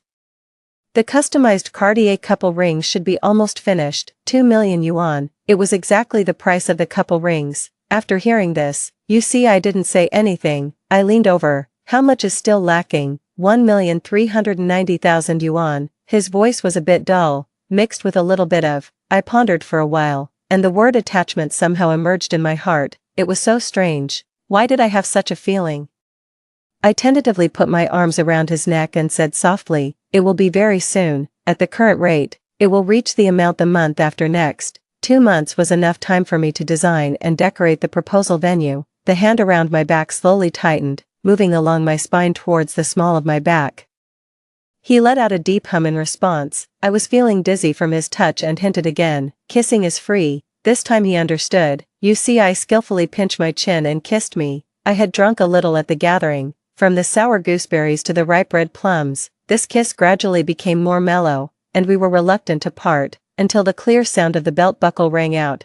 I froze in his tracks as if waking up from a dream. The intimacy came to an abrupt end, and for a moment, there were only the sounds of our heavy breathing in the dimly lit car. Sorry, I couldn't hold back. Now we were in an awkward situation where both of us were feeling uncomfortable. I rubbed against him. Keep going. It counts as my offer. I had indulged him enough. One more time wouldn't matter much, right? My consciousness soon sank into the surging pleasure. 8. Another month passed. And I had gotten used to the reward and evaluation mechanism between us. Occasionally, when I forgot to give him the money, he would even remind me actively. It was really cute. A person who manipulated tens of billions of assets every second would haggle over my few hundred yuan. He also secretly calculated it once a day, as if it were some kind of countdown ceremony. I couldn't help but want to fast forward and see what he would look like when I proposed to him. Would he cry? I had never seen I shed tears. He didn't cry when he was stabbed through the chest. Nor did he cry when he saw the photos of his parents in the filthy gutter. He was as tense as a kite, on the verge of falling. My heart seemed to be tugged at by the kite string, and a trace of pain welled up. But when I sank into my thoughts and felt it carefully, it seemed to be just my illusion. I couldn't get to the point. After 4 consecutive hours of meetings, my shoulders and neck ached so much that I couldn't move. My assistant arranged a physiotherapy session. After the whole session, I got home much later than usual. I was leaning against the sofa, wearing home clothes and focusing intently on the computer. Hearing the sound of the door opening, he closed the screen and stood up. Do you want some supper? I've cooked some soup. The warm light in the room softened even his sharp side profile. I stared at him in a daze and, somehow, asked, aren't you going to ask me why I'm home late? He turned his head towards me while stirring the soup spoon. You sent me a message about it. I did send a message, but I only said that I was delayed by something and didn't mention what I was doing. I suppressed the strange feeling in my chest, nodded, and said, I'll take a shower first. It won't take long. Afraid that the soup would get cold, I started unbuttoning my shirt as I spoke, but halfway through, I suddenly stopped. The old master's hands were quite strong, and there were little red marks on my shoulders and the base of my neck, which were particularly noticeable on my fair skin. My scalp tightened, and I instinctively looked at He had obviously seen them too. There was no expression on his face, he just stared at my shoulders and then slowly moved his gaze to my face. My neck was uncomfortable, so I went for a massage. I stammered an explanation. It's hard to describe, but when I saw his reaction, I actually felt a sense of relief and, vaguely, some anticipation. I was expecting him to. Is it better now? Do you need me to help you take a shower? You see, I stood still, and I slowly lowered my hand, feeling at a loss for the first time. Much better, no need, I heard myself reply. After taking a shower, you see, I was already waiting for me with a hairdryer. I sat down and drank the warm soup while he dried my hair. The whole world was filled with the sound of the hairdryer and my swallowing, but for no reason. I felt it was a bit too quiet. Why wasn't he talking? Why wasn't he questioning me? Clearly, we were becoming more and more like a normal couple, but now I was a bit confused about what a normal couple should be like. You see, I turned off the hairdryer and placed his hands on my shoulders. With a moderate amount of pressure, I put down the soup bowl, turned around, and directly sat on his lap. Shall we do it? It's been a long time since we did it on the sofa, to be precise. You see, I hadn't taken the initiative for a long time. Every time, I would wriggle my way to his side and, with a thick face, get under the covers. He was only most enthusiastic about receiving money. You see's Adam's apple twitched, and he shook his head. Your neck is uncomfortable, let's forget it today. What does my neck being uncomfortable have to do with my butt? I straightened up and started pulling down my pajama pants. If you're tired, just lie down, I can do it myself. My hand was pressed down with an irresistible force. Chindai, I still have some work to deal with. An indescribable emotion surged through my body. I stared at the man beneath me and said in a cold and firm tone, you see, at this time, the A-share market is closed, and the U.S. stock market hasn't opened yet. What work do you have to do? You see, helped me put my pajama pants back on, leaned in, and kissed me. I do have some work, let's do it tomorrow. His lips were soft, and my heart softened too. Kiss me again. You see, I held my face and gave me a serious and deep kiss. You go to sleep first. Most of my resentment disappeared immediately. Okay, then you should go to bed early too. But he didn't come to the room all night. He quietly lifted the quilt beside me just before dawn, created some wrinkles, and then turned around and went into the kitchen. I opened my eyes, didn't expose his little deception, stared silently at his back as he made breakfast, and pressed the screen to send a message to my secretary. 9. My family has focused on the real industry for several generations and has rarely dabbled in finance. After paying a little attention, I found that it has indeed been quite turbulent recently. UCI holds a large number of shares, and it's difficult for such a huge ship to turn flexibly in the turbulent and narrow strait. So, was UC's abnormality due to too much work pressure? I can't remember such a thing happening in my previous life at all. UCI knew my whereabouts like the back of his hand, but he rarely talked about his own work. He always reported the good news and not the bad, leaving aside those extreme and excessive coercive means. In a sense, he was more like a qualified partner than I was. The driver turned in the direction at the farthest point of the view visible from home and drove onto another road, finally stopping downstairs at the fund company where UCI worked. I don't understand anything about it, and I don't know if I can share his worries, but even a little bit would be good. Even if I can only help a little bit, it would be worth it. In this precious second life, I hope we can both feel more at ease and that we can be together for a longer time. UCI has resigned.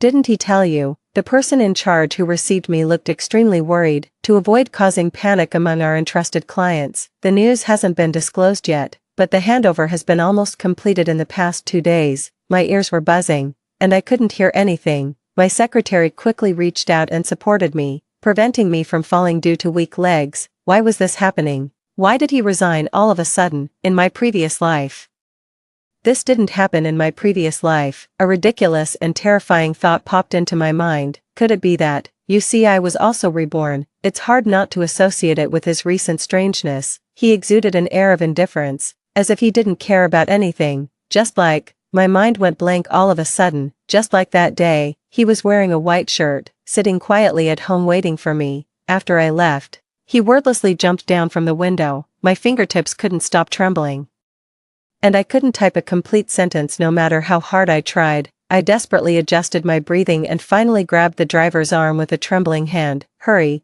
home. I stumbled up the stairs. I entered the password several times but it was incorrect. I took a deep breath, blinked away the tears in my eyes, held my right wrist tightly with my left hand, and pressed the numbers one by one. Halfway through, the door opened. The warm light from the living room spilled over me. And I stood there, not daring to move. You see, I was standing barefoot in the hallway. He had probably been woken up by the continuous error messages of the password while taking a nap, and his eyes were still a bit hazy. When his gaze fell on my undisguised panic, he finally woke up completely, and his expression immediately became tense. What happened? I just stood there in a daze. He quickly glanced outside the door. There was no one else. He checked me thoroughly, front and back. I wasn't injured. Then he carefully supported my shoulders. What on earth is going on? My throat was choked up. I bit my lower lip to suppress the sobs, but I couldn't suppress the grievances that I had deliberately avoided for years. You see, I was scalded by cigarette ash. 10. You see, I was stunned for a moment, and his tense expression relaxed a little. Where were you scalded? He didn't notice that several tufts of his hair were sticking up after sleeping. He carefully examined my hands. When he couldn't find any marks, he squatted down. There were no marks on my suit pants either. There definitely wouldn't be any on my arms, but when I pointed at my fair and smooth skin and made up a story, saying it was here, you see, I didn't ask a single question. He just squatted there, held my hand, and kissed my forearm. Does it still hurt? I shook my head blankly and then nodded blankly. Somehow, I blurted out, you see, did it hurt you at that time? He looked up. At what time? Those people who kidnapped me, when we were running away. Chindai. You see, I suddenly interrupted me, and his fingers tightened. Don't mention the past anymore. I wanted to say something more, but he had already stood up, bent down, and picked me up. You look really pale. Stay home and rest today. He put me on the bed and was about to leave when I immediately reached out and grabbed him. I'm going to pour a glass of hot water. I'll be back soon. I held on tightly and wouldn't let go. In a stalemate, you see, I let out a barely audible sigh, lifted the quilt, and lay down beside me. He gently patted my back. Did you have a nightmare on the way here? It wasn't a nightmare. It was our real previous life. You see, actually, I never really wanted to break up with you. The movement on my back stopped, but I didn't notice it. The fear of losing you see, completely overwhelmed my mind. I tightly grabbed the corner of his clothes. Even though I knew he wasn't reborn and that he knew nothing, I still couldn't control myself from continuing to speak. Really, I just wanted you to be a bit more restrained because sometimes you were really going too far. But how could you be so heartless? Everyone was congratulating me, saying that I was finally free. Only I knew, I was trapped forever. My waist was tightly wrapped around, and I was pulled into his embrace. I know you didn't want to break up with me, and I know. Our chests were pressed together, and Yusi's voice vibrated, making my scalp tingle. You were trapped. The UCI in front of me clearly couldn't know what I was talking about. I looked up alertly, broke free from his embrace, and pressed him down beneath me with both hands. What are you talking about? UCI, why did you resign? UCI avoided my gaze and answered irrelevantly. How much can you give me for this performance? I was stunned. It took me a long time to realize what he was talking about. What? Don't put the cart before the horse. Aren't you short of this little money? I'm short of the 2 million yuan you promised to give me. Something was wrong. I slowly widened my eyes, feeling as if I had fallen into an ice lake and couldn't stop falling. A cold suspicion gradually emerged. Our expectations for the chips were completely different. I was waiting for him to ask me to be with him forever. And then I would take out the ring I had already prepared and propose to him in return. But he was planning something else, something I absolutely didn't want to see happen. Clearly, our initial goals were the same. When did it start to change? No, I'm going to deduct some. I'm very angry that you resigned without asking me, I said. As I spoke, I picked up the phone he had placed on the bedside table, smoothly entered the top chat window, and my fingertips hovered over the screen. Unable to move any further, I clearly saw that 4 words were added after my note, the last 30,000 yuan. It felt as if all the blood in my body had frozen. Stop making trouble. He snatched the phone away, and my palm suddenly felt empty. My heart felt empty too. I couldn't deceive myself. The meaning was already very clear with his attitude like this. He didn't want to be with me anymore. He wanted to use the chips to exchange for a way to leave. 11. Our confrontation was interrupted by a phone call. It was from my family, asking me to go back for a family dinner. Bring him too, my father added at the end. I looked at UCI. He had already stood up and was changing his clothes. Do you want to go? My family had always opposed my relationship with UCI. It was really unexpected that he was suddenly mentioned. What was even more unexpected was UC's attitude. He nodded and said, "Yes, I'll go." He had always resisted going to my home for all these years and even refused to talk about it, because he would remember the time when his family was destroyed at the age of 18. My father's methods of competing for the right of inheritance were quite dirty. After taking office, he removed potential threats, made drastic changes, and offended many people. Those people couldn't touch him, so they kidnapped me instead. It was a kidnapping aimed at revenge and they had no intention of letting me live. I was left in an abandoned factory for 3 days and was accidentally discovered by a couple who collected waste. They had been simple and honest all their lives and couldn't imagine all the complicated schemes. They thought I had strayed into their out of playfulness and called their only son to send me, who was too weak to speak, to the hospital. UCI at the age of 18 was thin, tall, and as tough as a bamboo. I lay on his back and fell asleep peacefully. When I opened my eyes again, I was in a hospital suite. My father scolded me for being troublesome and causing him so much trouble. Later, his tone softened. "That family doesn't have many relatives. If the kid can be saved, bring him to our home and arrange a job for him in the future. If he can't be saved, it's all fate." UCI tenaciously survived. Transferred to the noble school where I was, and went to the same university as me. Many people said that when we were together, UCI was more like a young master. He always had an indifferent and nonchalant look, while I was always running around him. Only I knew that he had always been holding back a lot of pent-up emotions but had nowhere to release them. The villains had received their due punishment. The living people, although deeply guilty, were also so innocent.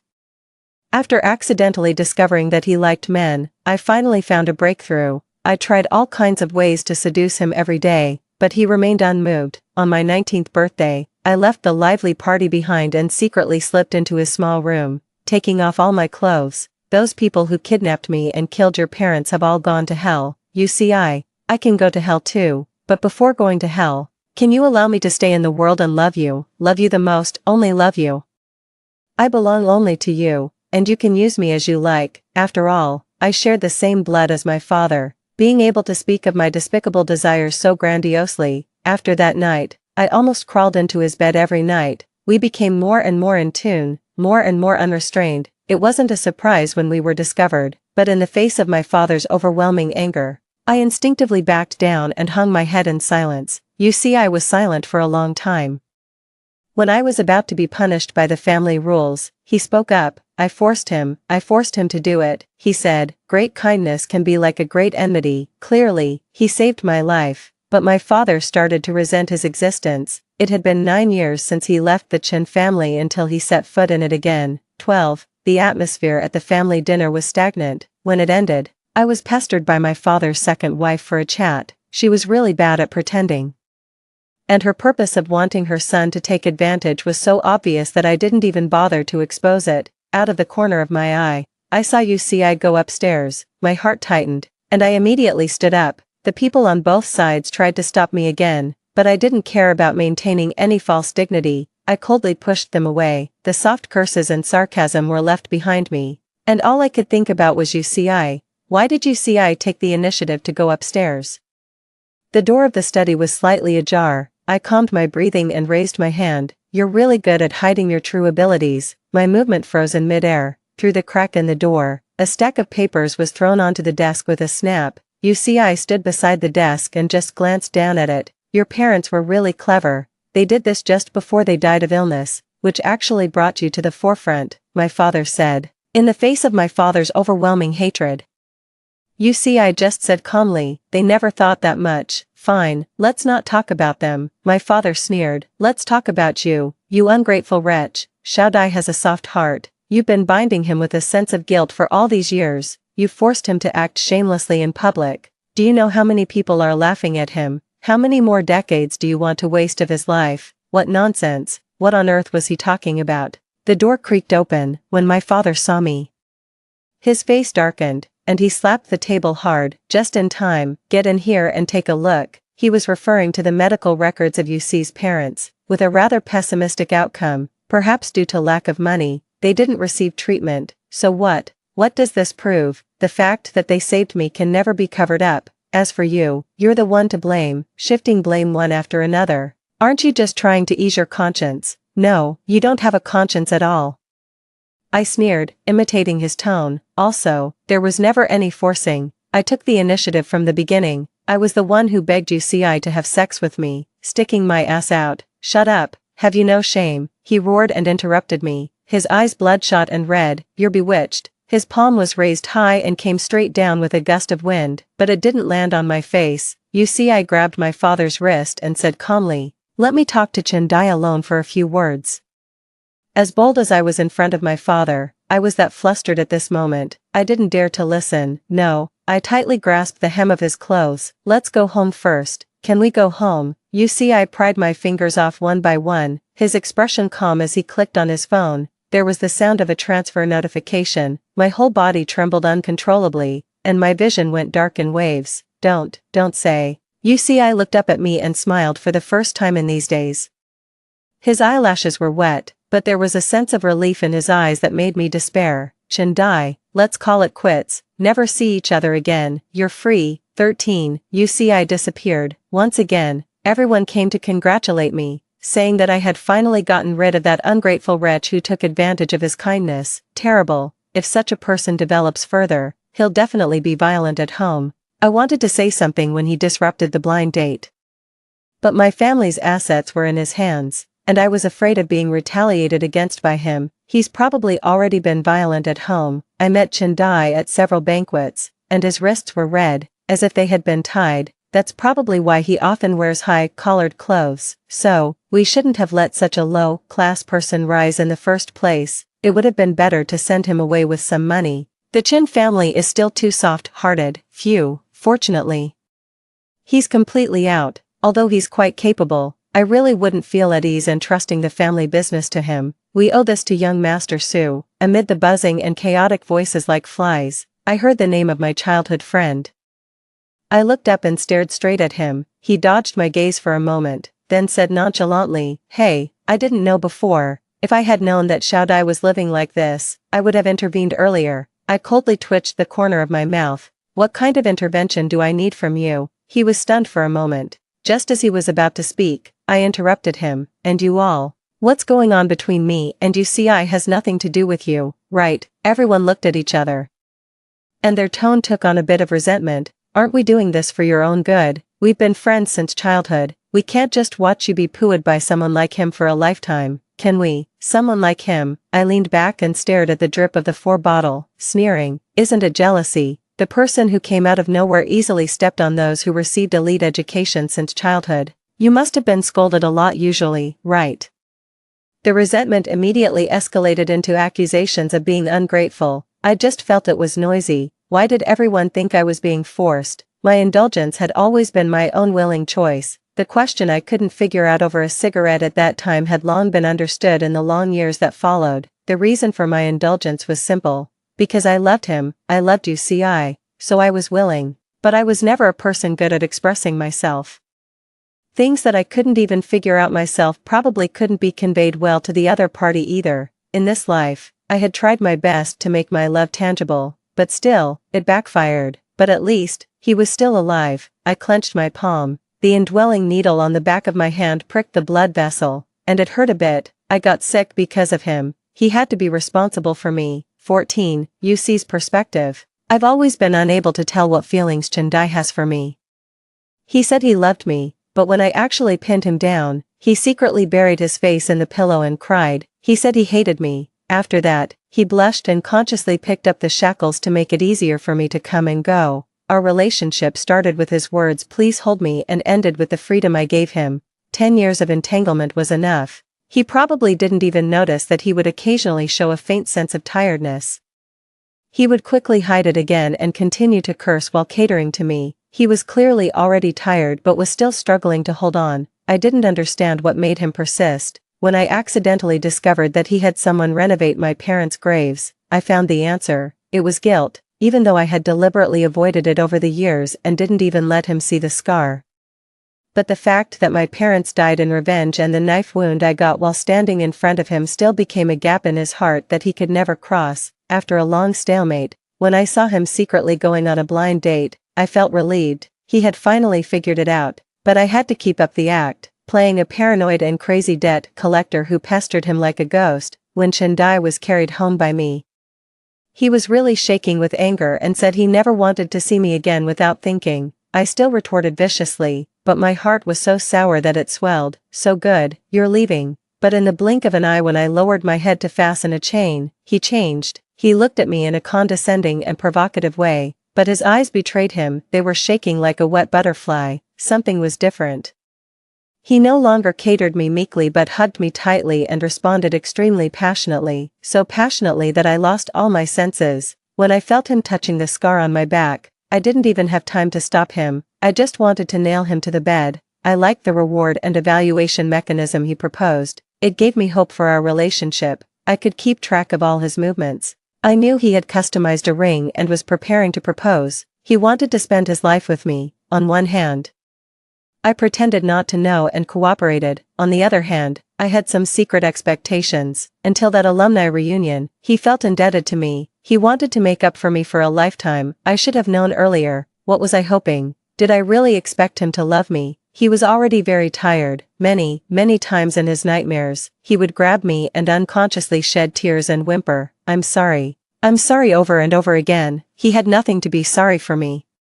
I couldn't bind him with guilt and shame. I went to a small town and became an ordinary trader in a securities company. Life was as plain as water. This was the kind of life I should have lived. The mistake that started at the age of 18 had finally ended, and my life was back on track. But one night, I had a very strange dream. Everyone says you can't see your own face in a dream, but in that dream, I clearly saw it. It was a complete mess. He didn't speak, but the voice came to my ears from all directions. You know, after becoming a ghost, you can't protect him anymore. You can only watch helplessly as he falls into a pool of blood and can do nothing. He has never loved anyone else. He only loves you. That bright red was too dazzling. I didn't dare not to believe it. I deliberately released a little news. The next day after work, I saw Chendai in my small rental room. He was leaning against my bedside, with a cigarette burning between his fingertips. I'm sick, he said. He looked quite healthy, but I was still a bit nervous and walked over to pinch his arm. What's wrong? The next second, I was pressed onto the bed. There was a cold touch on my wrist. It was a thin gold chain, and the other end was cuffed to the bedside. He leaned down, and the hot cigarette ash fell beside my ear. A cold and hard ring was forcefully put on my ring finger, fitting perfectly. It wasn't the 2,000,000 yuan one. This one was very simple, a Mobius strip, the same as the one he was wearing. You can't escape. I want you to stay by my side forever. Story 2. I was reborn on the day I confessed to my childhood friend. Amidst the cheering crowd, he looked at me with my eyes red from crying and coldly asked, Lin Yueya, do you find it amusing to seek attention like this? Then he turned gently towards the girl next to him. Just wait for me a moment.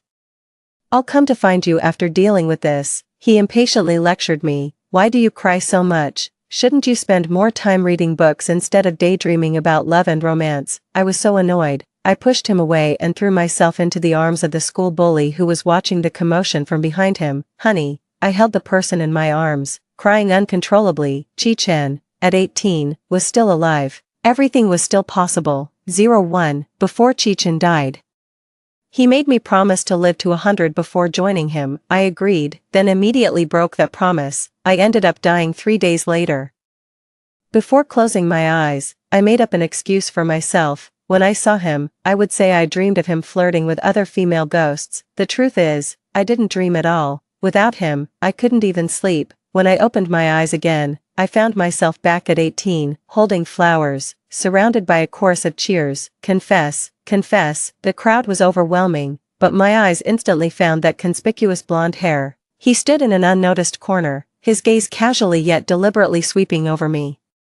I looked at him, and tears instantly started flowing uncontrollably. Just as I was about to speak, Xing Yi's voice intervened. Lin Yueya, do you find it amusing to seek attention like this? In a daze, I only then noticed the person in front of me. His brows were slightly furrowed, his expression cold. The lively atmosphere paused for a moment, until Su Xing broke the awkward silence. Shani, we need to confirm your award speech. Shani turned his head towards her. Just wait for me a moment.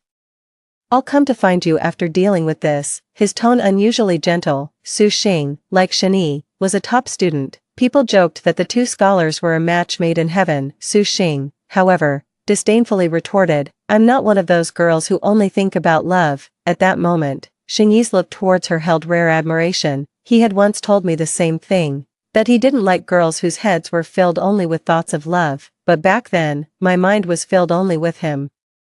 Even foolishly imagining that confessing to him on my birthday wouldn't embarrass me, later I realized, he hated being morally blackmailed by me. Just like this moment, he took the flowers from my hands, clearly impatient. Shouldn't you spend more time reading books instead of daydreaming about love and romance? 02. I was stunned. Whispers arose from the crowd. Look, Lin Yueya is crying. She's been fawning over Shani for so many years, and now she's become a laughingstock. Ah. I feel embarrassed for her. In my previous life, indeed, I had cried embarrassingly, but at this moment, all I saw was the blonde in the corner. I stared straight at him, my mouth opening slightly, trembling, unable to speak. Tears just kept flowing. Seeing me like this, Shani frowned and sighed. Lin Yueya, why do you cry so much? I was so annoyed. He kept talking, blocking my view. I pushed Shani away forcefully and dashed, throwing myself onto the person I had regained. Husband. You're still alive, that's wonderful. Sob. The warmth of his chest, that familiar scent of sunlight. I held him, crying uncontrollably. The person in my arms stiffened. It's not sister, you've got the wrong person. My face turned red up to my ears. Lin Yueya, who are you calling husband? Xingyi's voice came from behind, tinged with anger. How many times are you going to use the same trick? Indeed, in my past life, I used to get close to other guys just to make Xingyi jealous. He would get angry, but he would also console me casually. However, this time, the person involved was a small-time delinquent he despised the most. Holding Qi Chen, my crying grew more intense. Sob. Husband, you really are still alive. I couldn't believe it, my hands fumbling under his clothes, frantically checking for the fatal wound he had in his previous life. Qi Chen was quite startled by my actions. What the hell are you doing? I choked up. Take off your clothes, let me see. His face instantly turned red. I'm a decent person. My crying worsened. Sob. Husband, I need to see. Please let me see. His hands hung awkwardly. Finally, in a low voice, he relented. Shoo, wait. Let's wait until there's no one around. Okay. Watching this scene, Shani looked disgusted. Lin Yueya, don't you feel embarrassed doing this in public? This time, I'm not going to console you. He turned and walked away. The crowd also dispersed unhappily. Miss, the show's over.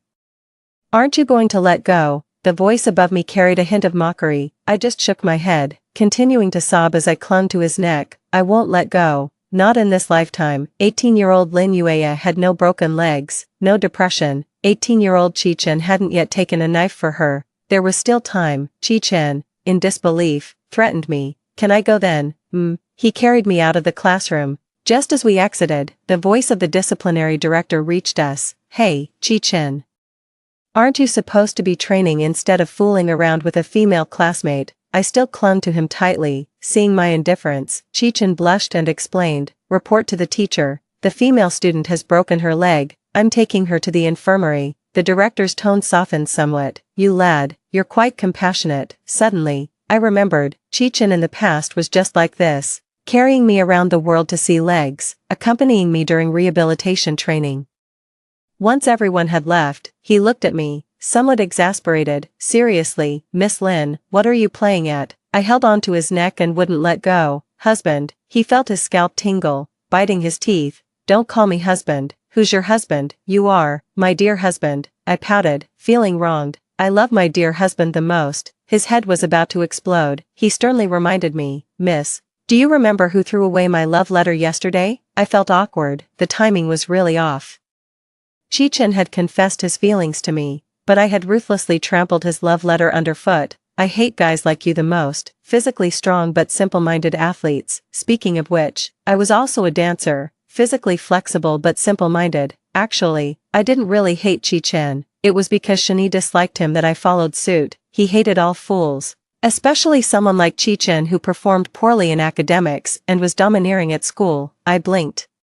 She explained with a face full of sincerity, actually, yesterday was a test for you, and she promised, honey, from now on, I'll only love you. Qi Chen's mouth twitched slightly. Could you not call me honey? I shook my head. No, I can't. He clenched his teeth and resigned himself to fate. Fine, call me whatever you want. As he looked at me clinging to him like a koala, he sighed, but Lin Yueya, you're a person, not a monkey. Can you get off me? But I want to hug you a little longer. Honey, he swallowed hard, his ears turned red. 18-year-old Chi-Chen was really adorably fierce. 05. Chi-Chen then carried me to his uncle's house. The old man was known in the neighborhood for his spiritual dealings, always mumbling about something daily. Uncle, she seems to be possessed. His uncle, stroking his beard, glanced at me. Ah, her eyes are bloodshot, definitely touched by something. Saying so, he pulled out a yellow talisman. Place this talisman on her body to ward off evil spirits. Chi-Chen set me outside the house and instructed me, wait here for me, don't follow, I'll be right back. I didn't listen to him, I stealthily followed to the door. I only heard him quietly ask, Uncle, is there a talisman that can make her stay bewitched forever? I was secretly thrilled. Little guy, you've already fallen head over heels for me, smashing headfirst into walls for me. Chi-Chen, this lifetime, it's my turn to run towards you. 06. I lived with the Shen family. Our families were old friends and had arranged a marriage alliance since we were young. When I was 10, my parents died in an accident, and Shani tightly held my hand. Xiaoyi, you still have me. I'll always be by your side. I moved into the Shen household, and his parents treated me very well. As a child, I practiced dance, and his mother hired the best teachers for me. The wardrobe was full of beautiful clothes bought by Aunt Shen, but no matter how good, I was not their child. They initially saw me as their future daughter-in-law. After my leg was broken and I couldn't walk properly, they felt such a daughter-in-law wouldn't be presentable, and told me, Xiaoyi, we've always cherished you as our own daughter, and Xiaoyi sees you as his sister. Don't worry, we'll find a good husband for you. At the dinner table, Mr. and Mrs. Shen served me food, asking about my studies, remembering what they said in my past life. It all seemed somewhat laughable. I put down my chopsticks. Uncle, Auntie, I want to move into the school dormitory. It will help me focus on my studies more. And you know my academic performance isn't that good. They were somewhat surprised. How can you stay in such a poor dorm environment? Xiaoyi, don't put so much pressure on yourself. Xiaoyi is good at studies. Let him tutor you. I calmly shook my head. No, he's busy with competitions. I don't want to disturb him. Aunt Shen seemed to sense something. Did you two have a fight? Shani remained silent. I just smiled. No, he treats me very well. And I've always regarded Shani as my own brother. In the future, he will surely find a daughter-in-law as outstanding as himself for you both. Shani paused, looking at me. He glanced at me. I wasn't feeling hungry, so I went to the bedroom. However, lying in bed, the familiar sensation of insomnia struck me as it had in the past. Back then, my depression was severe, and I relied on sleeping pills to sleep each night. It wasn't until I got together with Chi-Chen that I began to heal slowly. People with insomnia are always anxious and irritable. I decided to get up and went to the living room to pour myself a glass of water. Unexpectedly, I ran into Shani. Have something to eat. You barely touched your dinner, he said. He was holding a bowl of chicken soup dumplings, my favorite, and placed it in front of me. Are you still angry about what happened earlier today? He asked, squatting in front of me and sighing helplessly. I'm just upset that you're in your senior year and not focusing on your studies. Seeing that I remained silent, he gently rubbed my head. Come on, don't be mad, okay, he said with a helpless chuckle. Silly girl, that's always his way, offering gentle words after I've been wronged. I always end up forgiving him, lying to myself that he cares for me because he does seemingly thoughtful little things for me. Ignoring him, he stroked my hair again, his tone indulgent. Do you think our kids will be as silly as you? He teased, a line he had used in our past life. Back then, I was deeply moved, thinking he had envisioned a future with me. Little did I know, it was just a comment made by a teacher after he and Su Xing won a prize, saying, if these two ever got together, their children would be so intelligent. He wasn't thinking of marrying and having children with me. He was worried that being with me might affect the intelligence of his future offspring. I forced a smile and looked at him. Don't worry, we won't be having children. Shani exhaled and frowned. Lin Yueya, I'm busy too. I don't have time to cater to your whims. I smiled calmly. Not anymore. Shani stopped trying to comfort me and went back to his room, with dark circles under my eyes. I went to Chi-Chen's place. His parents had divorced, and he lived alone in a house near the school. As soon as he opened the door, I rushed into his arms, familiar with the place. Honey, I want to sleep with you. You, what? He was shocked, his hands in the air, unsure what to do. No, Lin Yueya, I seriously don't offer that kind of service. I can't sleep without you. I clung to him tightly, my voice filled with sobs and exhaustion. Honey, I really need to sleep, he cursed under his breath, muttering, sleep, sleep, sleep. I managed to get into his bedroom. Just as I lay down on his bed, he grabbed a pillow and ran towards the living room. I quickly grabbed his hand. Where are you going? To sleep on the couch? No, let's sleep together. I held on to his hand desperately. I can't sleep without you by my side, honey. In my past life, Chi-Chen was like my safe harbor. Having him by my side always gives me a sense of comfort and security when I sleep. I was crying and clutching onto him, refusing to let go. He was frustrated and just lay stiffly on the bed. Fine, let's sleep then. It's not me who's losing out anyway, let me tell you.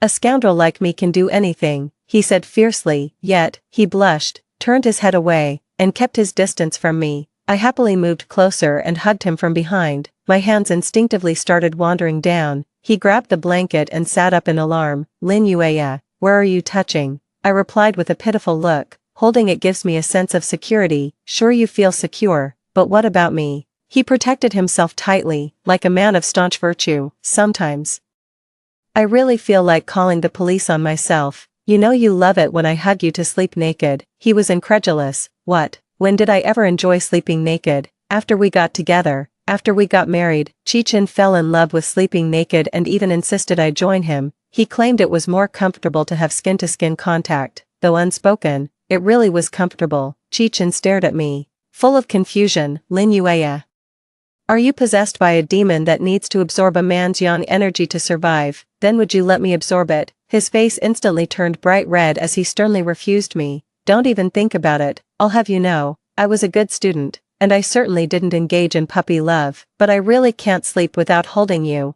I pouted. Honey, a struggle flashed in his eyes. Well, just holding, nothing else. Is that okay? He was exasperated yet helpless. Fine.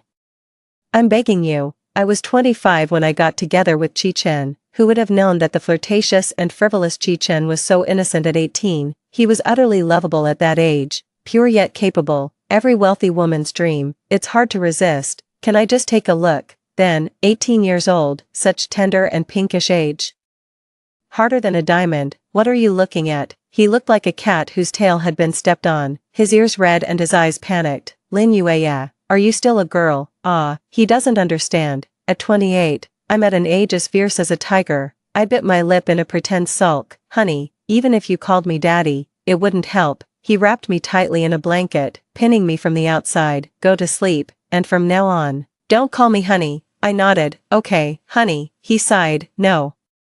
I mean, okay Chi-Chen, the familiar scent, the familiar heartbeat. My baby is back. Looking at the 18-year-old him, I softly began. Chi-Chen, I'm not possessed. Actually, I come from 10 years in the future. I am the 28-year-old Lin Yueya. Heh, why don't you say you're a fairy descended from heaven? Really, I truly come from 10 years in the future. He nodded dismissively. Alright. You say you're from Mars, and I'd believe that too. You don't believe me, huh?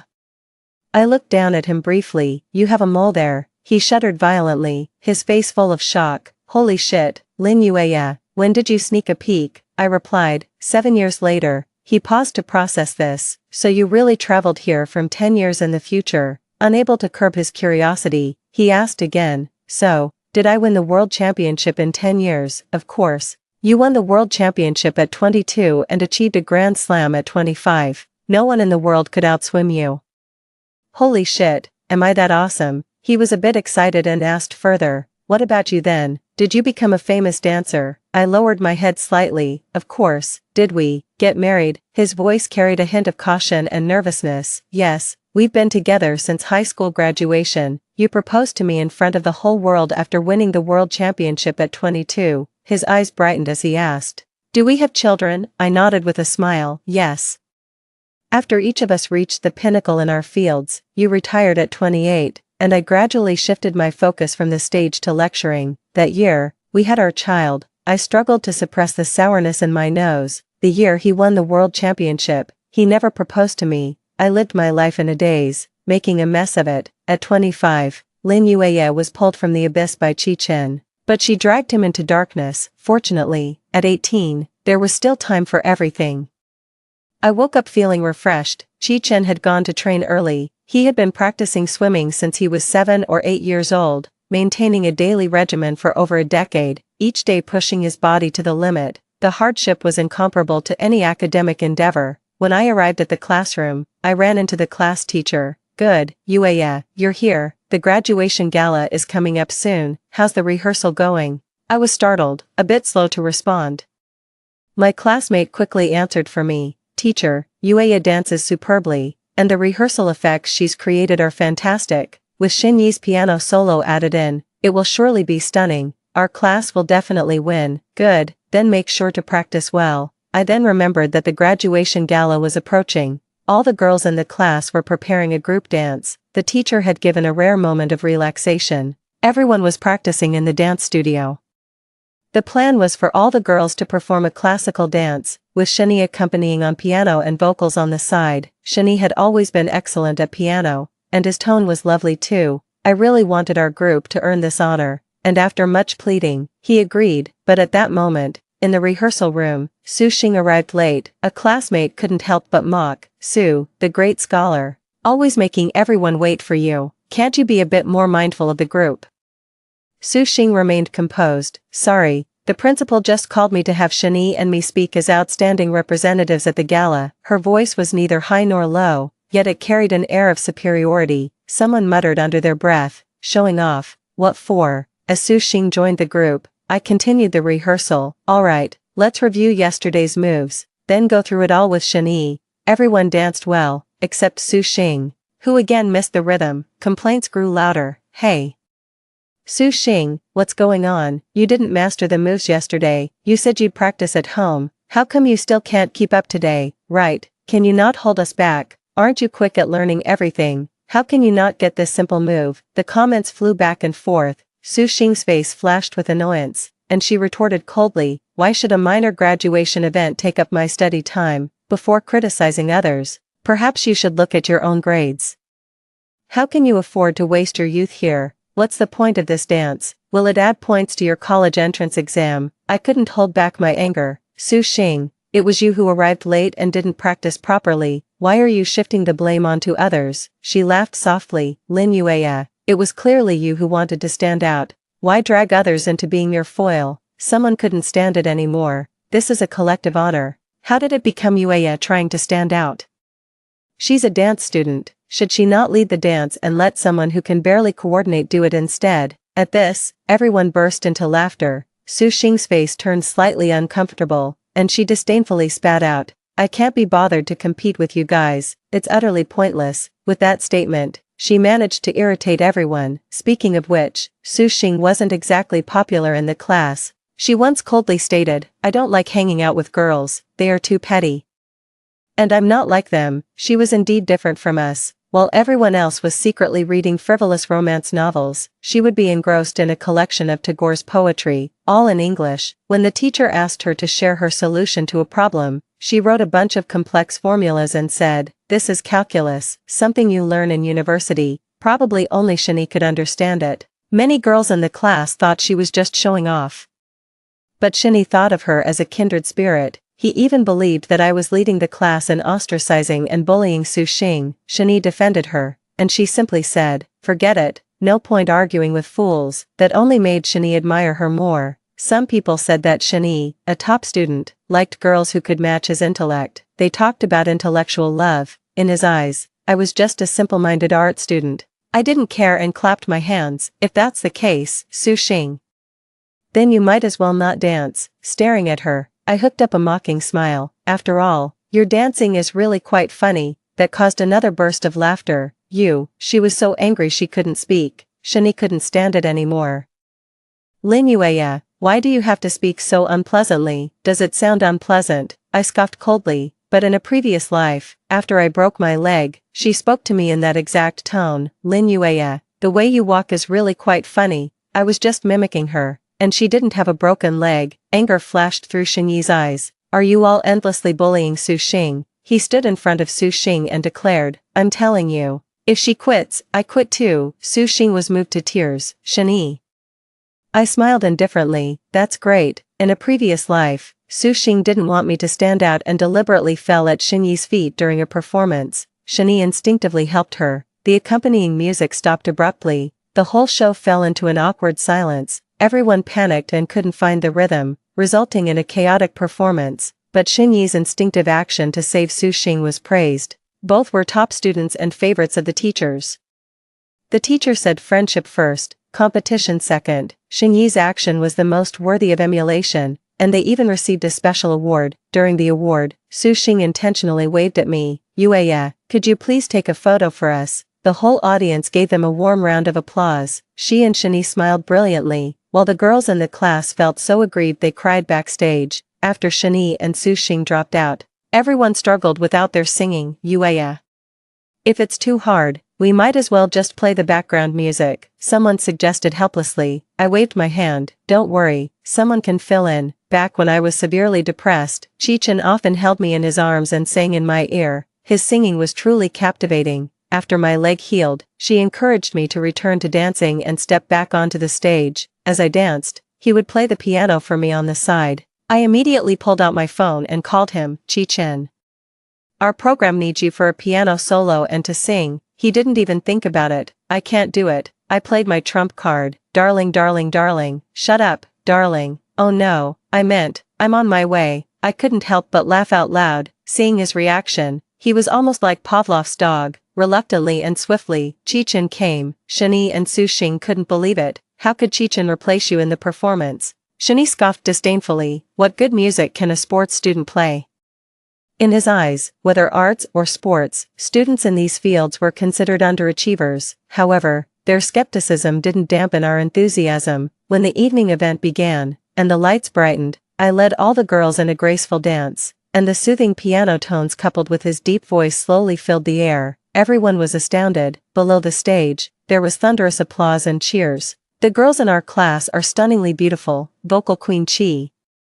"What other surprises do you have that we don't know about?" Sports rep, why bother swimming, just debut as an artist. After the performance, Chen came over to me, slightly proud. "Well, did I embarrass you?" Looking at him, my eyes nearly sparkled with adoration. "Darling, you were the best." He lifted his head proudly. "Of course, our program was a tremendous success and unsurprisingly, we won first place." Chen and I went on stage to accept the award as representatives.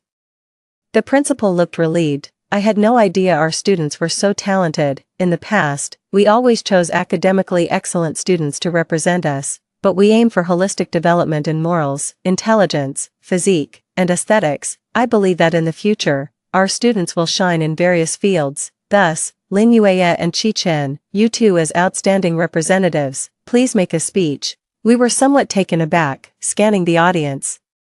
Su Xing clenched the prepared speech tightly, a look of resentment on his face. Xinyi's gaze fell on us, his expression complex. Standing on the stage, I took a deep breath. "Hello everyone, I am Lin Yueya. My mother was an outstanding classical dancer, and under her influence, I started dancing at the age of 7. From the initial basic training, countless falls and rises, I have never once thought of giving up. Dancing has taught me not only grace but resilience and perseverance. And an undying pursuit of my dreams. My dream is to attend the Beijing Dance Academy and to win the Peach and Plum Cup." Chen then stepped forward, his tall figure especially imposing. "Hello, I am Chen, a sports student who loves swimming. From the fear and despair of almost drowning at 8 years old to being as natural as a fish in the water at 18, the daily training has been a dual test of my body and will. Failure, pain, and doubt have not made me give up, because I have a dream." He paused, his gaze becoming exceptionally firm. "My dream is to attend the Beijing Sport University and to be an Olympic champion." The applause from below was thunderous. At 18, those dreams of regret would finally be fulfilled. After receiving the award, the girls from our class swarmed around, taking photos with the trophy. "Let's get someone to take a big group photo for us," someone suggested. I smiled and waved at Su Xing. "Su Xing, could you take a photo for us? After all, you're the only one not in it." Su Xing, holding back his anger, lifted his phone. Chen strode up to Xinyi, handed him the phone with a smug smile. "Class rep, could you take a photo of me and my wife?" Xinyi took the phone with a stern face. Chen showed me the photo. "Is it okay?" "Me, it's mediocre." Chi-Chen, unabashedly pleased. Then let's trouble the class rep again. My wife isn't quite satisfied. Finally, Shani couldn't hold back anymore and shouted at Chi-Chen, Chi-Chen. Who do you think you are? He wrapped his arm around me, his smile exceptionally brilliant. Me. I'm Lin Yue's husband. Shen Yi's face turned ashen, his teeth clenched as he looked at him. You, a mere athlete and a delinquent, think you're worthy of Zhao Yi, an Olympic champion? That's a dreamer's talk. I stepped forward, looking at Shen Yi. I scoffed. Chi-Chen, if I remember correctly, you ranked 25th in the province in the recent mock exam. Do you know Chi-Chen's recent competition results?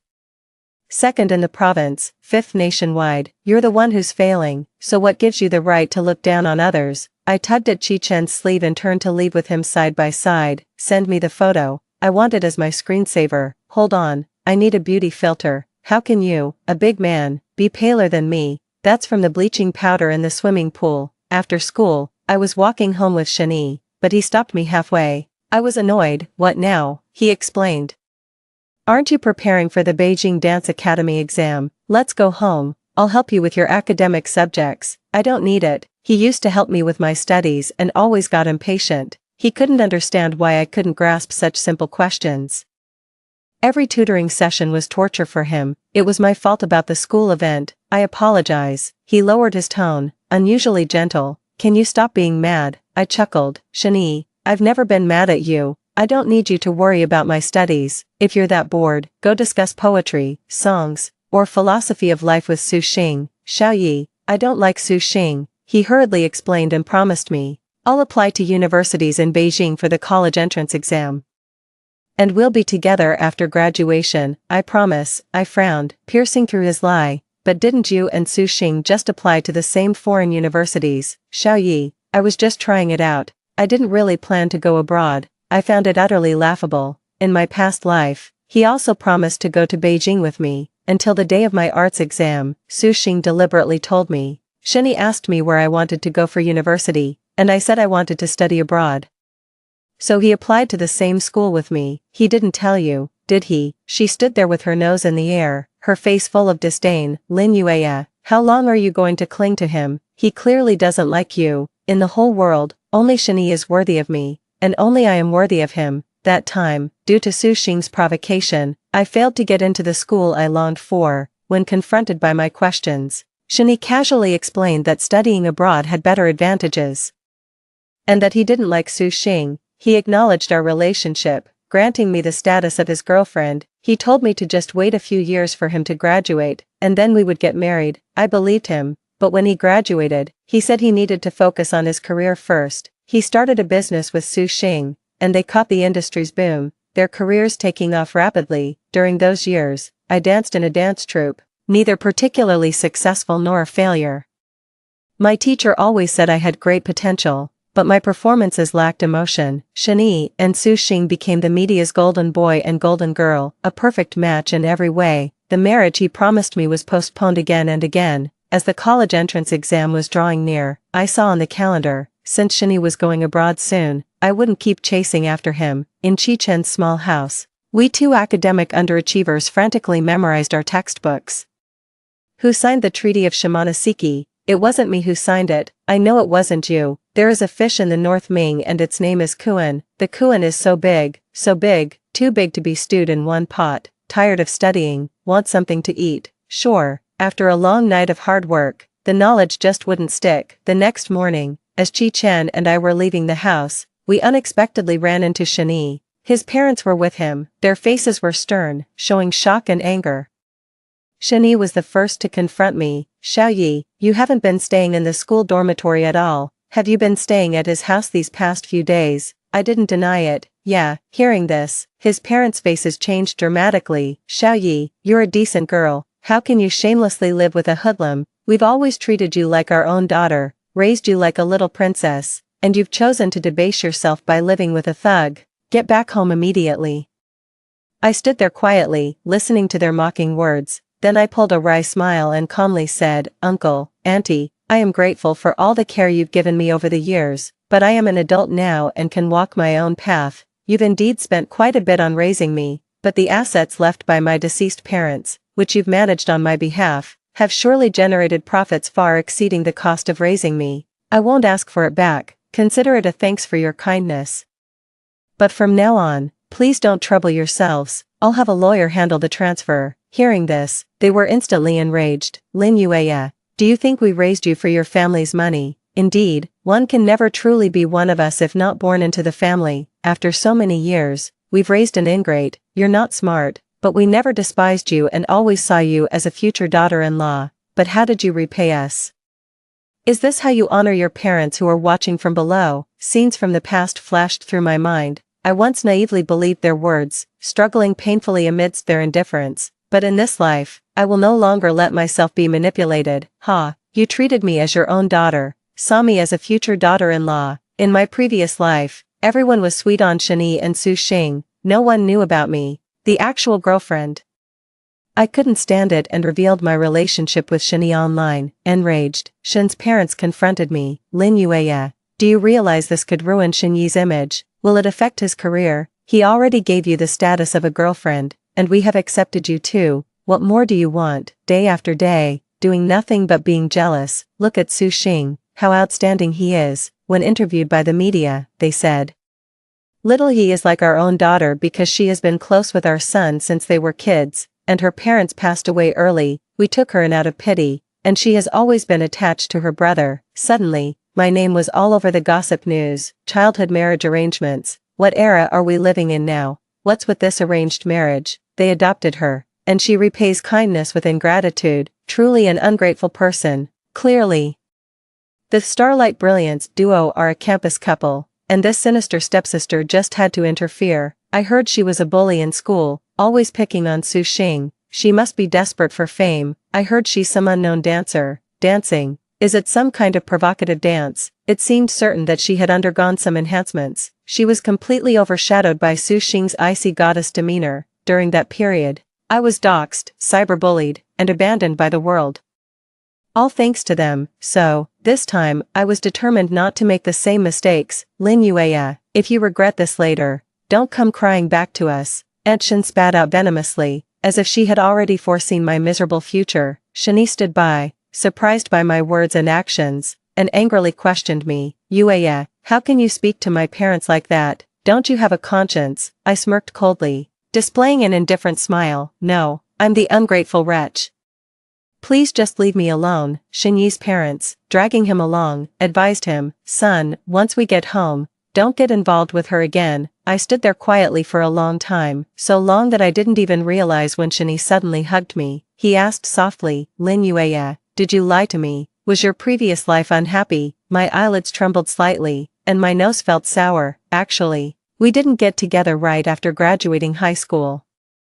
I chased after Shani for many years and ended up deeply hurt. At 25, my depression was so severe that I attempted suicide and accidentally loved for many years. Many criticized you, saying you were blinded by love, and many unfollowed you, but you didn't care, saying athletes are judged by their achievements. You took me everywhere seeking treatment for my leg, provided rehabilitation, played the piano to soothe my anxiety, and sang to me. You held me as I slept, becoming my exclusive sleeping aid. Slowly, you healed me, and I returned to the stage. I hugged him tightly, whispering in his ear, "Every day with you has been a happy one." He patted my back slowly, "But I still came into your life too late." I leaned against Chi Chen's chest, not letting him see the tears in my eyes. I didn't tell him that our happiness didn't last forever. Chi Chen was at the peak of his career when we married. At that time, he had won the Grand Slam and was a national hero, but the prime years of an athlete are few, and no one can remain at the top forever. Yet, the expectations for him were extremely high.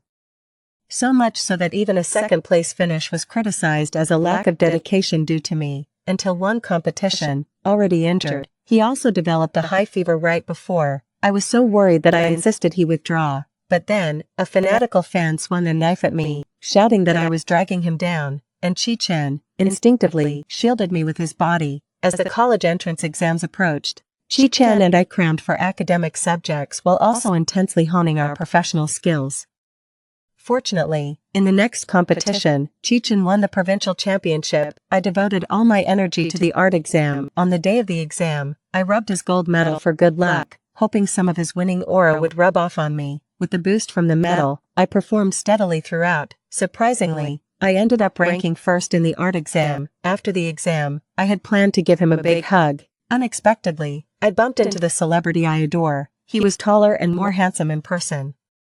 And he even greeted me. "Hello, your dance was fantastic." I was thrilled, and quickly asked Chi-Chen to take a photo of us. The celebrity, noticing the person frowning beside me, curiously asked, "Who is he?" "Oh, he's my classmate." On the way back, someone acted like a scorned lover. "Classmate, why not husband anymore?" "So, you don't love me now that you've succeeded." "Me, shut up. So I'm just the other man, right? I'm just a joke, right? Me. Don't make me kiss you in front of all these people." He immediately fell silent. I sneakily poked his waist. "When can I kiss you?" He blushed. "Wait, when there's no one around." Soon after, the results of the college entrance exam were released, and both Chi-Chen and I passed. We both received admission letters from our desired universities. Unexpectedly, Shani did not go abroad but instead joined Su Xing at the same university in Beijing. The combination of these top students from the same class still caused a sensation at the university. They continued to compete and win awards together. On the school forum, someone posted a photo of the two, commenting on how they were a perfect match. Faced with public speculation, Shani straightforwardly denied it. "Just classmates. I have someone I like." Later, some noticed that he indeed seemed to have someone he liked. He enjoyed attending classical dance performances. Each time, he would bring a bouquet of sunflowers, leading people to speculate that it was for the girl he liked. By then, we were sophomores. Chi-Chen, due to his excellent grades, joined the national team. I became an overnight internet celebrity after being a dance stand-in for a hit TV series. Online comments praised, "Lin Yueya dances so well, truly worthy of being the top art exam candidate, with that face and figure. Have you considered entering showbiz? I heard there's a recent performance." Rushed to buy tickets overnight. The theater performances were sold out. Gradually, people noticed. At every performance, in the first row, there was always a boy with a bouquet of sunflowers, quietly watching the stage. Eventually, it spread that this boy was a top scholar from a prestigious university and my childhood friend. Fans online began to wildly ship our relationship. During this frenzy, Su Xing posted a photo online of her and Shani in a competition, captioned, "The ones who understand each other best." However, this time, she faced a barrage of criticism. "Not her sister." Shani has already denied it. He said, "You're just classmates. What are you trying to gain by posting this? Big sister. Are you desperate for fame?" Su Xing, you used to look down on others because of your grades in school, and everyone was disgusted by you. What does their childhood friendship have to do with you? Who gave you the confidence that Shani would like you? Such a scheming, malicious look. Lin Yueya outclasses you in looks, body, and grace. The gossip about this was unprecedentedly hot online. Even Xinyi's parents accepted a media interview, stating, "Little Yu, she is our daughter-in-law. She and Xiaoyi have been childhood sweethearts, and we arranged a betrothal for them when they were young. After Xiaoyi's parents passed away, we took her into our home, nurtured her dancing skills, and cherished her as our own daughter."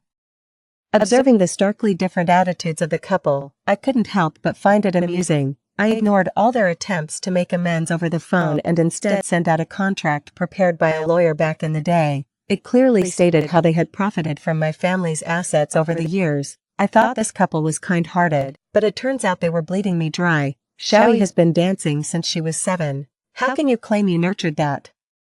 You suck the blood of others and still expect gratitude. Have you no shame? Many media have been asking me about my relationship with Shani. Is it true that Shani and you were childhood sweethearts? After some thought, from the same village, but not close, I then tweeted, tagging Chi-Chen, "This is my not yet legal husband." Instantly, Chi-Chen's account gained numerous followers. God bless, as chosen by Yu Yi. Indeed, all the handsome ones are offered to the nation.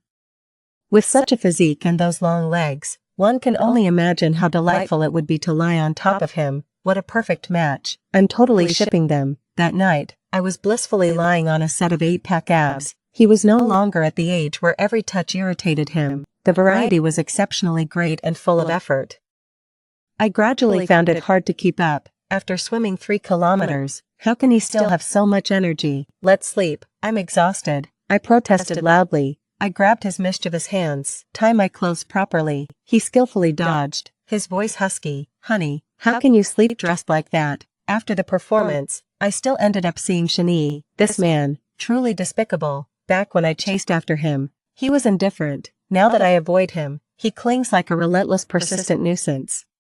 He held flowers, his expression forlorn. Xiaoyi, I understand. I've done many things in the past that hurt you, but I truly liked you. All these years, I always thought you would look back at me. His head bowed, his voice hoarse and his eyes reddening. I don't understand why you suddenly stopped caring about me. I took a deep breath, trying to calm myself, but past scenes flashed through my mind like a hopeless dream. Shani, I had a dream. After graduation, you left me and Sushing to study abroad, saying we'd get married once you graduated. I waited and waited, and when you graduated, you said you needed a career before you could marry me, asking me to wait a bit longer. Later, you and Sushing started a business together, spending days and nights together, admired by all as a golden couple. No one knew I was your girlfriend. I begged you to come see my performance, just once, to bring me a single flower, and I would have forgiven you. But you never came. He stood there, somewhat in disbelief. I looked at him and gave a bitter smile. You said, what was the point of such a small theater? Do you know how busy I've been every day? Yes, you've been busy dating Sushing, ringing the Nasdaq bell together, traveling, and meeting each other's parents. I waited for you for so many years, and I'm not content. But what can I do? Everyone thinks I'm the villain. In fact, I've been sick for a long time, and in the end, I attempted suicide multiple times like a madwoman, facing my repeated moral coercion. You got annoyed and asked if marrying you wasn't enough. But just on the eve of our wedding, Sushing sent me her pregnancy report, and I, in a daze, fell from a high stage and became crippled. I closed my eyes, my throat tightening. In the end, your parents gave me some money, telling me to fend for myself. He froze, then frantically explained, how could I do this? I wouldn't treat you that way, Xiaoyi. I promised I'd always protect you. It's just a dream. I shook my head indifferently. No, it's not, Shani. I may not be clever, but I'm not stupid. I looked straight at him. Do you really like me? No, it's just your reluctance. You're so smart. You know what I like, why I'm unhappy, and how to appease me. But you just won't do it, letting me suffer again and again. You just enjoy my admiration and Sushing's appreciation of you. Wanting both, put away your cheap affection. I don't value it, and you don't deserve it. After joining the national team, Chi-Chen began participating in international competitions. He kept breaking his own records. The whole world saw his brilliance. After gaining some fame, I focused wholeheartedly on preparing for the Taoli Cup competition. The Taoli Cup is the most prestigious honor in the dance world. My mother's biggest regret before she passed away was not winning the championship.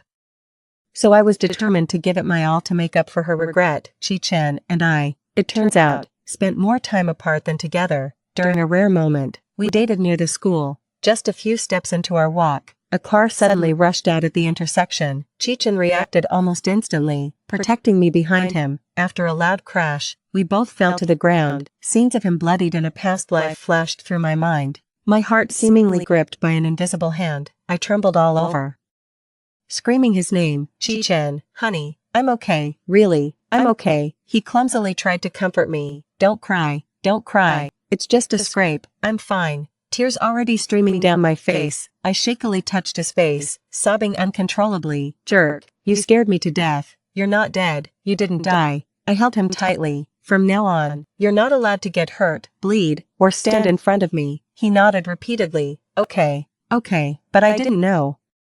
No matter how many times we do this over, at the moment of danger, he would still instinctively protect me. It took us a long time to recover. Only then did we realize the person in the car was Sushing. Lin Yueya, you didn't die. She stared at me fixedly, her face pale, her eyes hollow, yet, her features had already changed. Here is the translation of the provided text. It was so fake, her face marred by obvious signs of plastic surgery.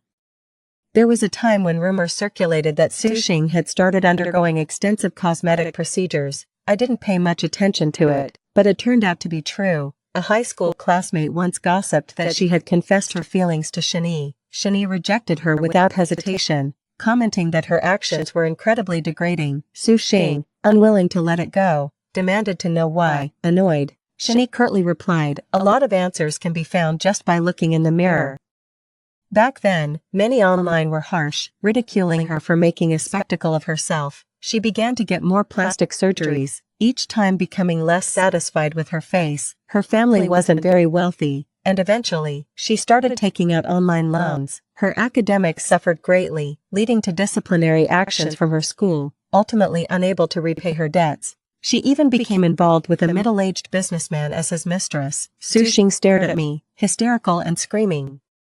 "It's all because of you. You've ruined my life. Lin Yueya, why does everyone adore you while I'm forced to live in the shadows, even though I'm so much more talented than you?" I simply smiled calmly and said, "Perhaps it's karma." Looking at Su Xing, once proud and arrogant, now in utter ruin, I paused for a moment then said, "Let's call the police. The year I graduated from university, hard work pays off. And I won the Peach Blossom Cup as soon as I stepped off the stage." I saw someone with a bouquet of flowers waving at me. I ran into his arms excitedly and asked, "Did I dance beautifully?" "You were mesmerizing, like a fairy." He stared at me, infatuated, and said, "Question King Zhao, understand King Zhao, become King Zhao." That same year, Chen represented our country at the Olympics. At 22, he raced through the pool with astonishing speed and endurance, leaving the world record far behind, achieving another milestone during the award ceremony. As the national flag was raised, his eyes welled up with tears. When interviewed by the national media, he couldn't hold back his emotions and burst into tears. "Thank you to my country, my coach, and thank you to my wife." His voice choked up, tears falling more and more fervently. Soon, reporters gathered around trying to console him. Just then, as if remembering something crucial, he frantically pulled out a diamond ring from his pocket, sobbing uncontrollably. The reporters, seeing no other option, turned to me, desperate. "Please say yes to him, or we'll never calm him down." Looking at this blubbering mess, I couldn't help but laugh. I quickly went over to embrace him, slipping the ring onto my finger. There, it's okay, I accept." After a while, with a flushed face, he asked me, "Was I embarrassing just now?" I sighed. "Well, it wasn't too bad." He raised his hands, promising, "Next time, I definitely won't cry." I rolled my eyes at him. He always says that, yet always ends up shedding tears. Half the pool's water must be his. In the following years, Chen continued representing our country, earning more honors. I, through hard work, took to even greater stages. At 28, Chen could no longer compete and retired with honors. Starting to coach young athletes to break his own records, I also passed the stage on to younger dancers and returned to teaching. That year, we started planning for a child. A bit worried, I asked him, "Do you think our child might end up being rather slow?" He replied, "If they're talented, they'll serve the country. If mediocre, they'll be our joy." Neither of us had a complete family or love growing up. We decided to relive our own childhoods through them on our 10th graduation anniversary. We attended the school celebration as distinguished alumni, along with several classmates. Suddenly, someone mentioned, "Hey, do you know Shani? I heard his family went bankrupt. I heard he made a lot of money by investing in real estate right after graduation, but then the industry slumped, and his investments failed. Now his company has gone bankrupt and is being liquidated." I was momentarily dazed, finding the name strangely unfamiliar. "Hey, you know. Did you used to have feelings for him back in the day?" I shook my head frantically. "Not at all.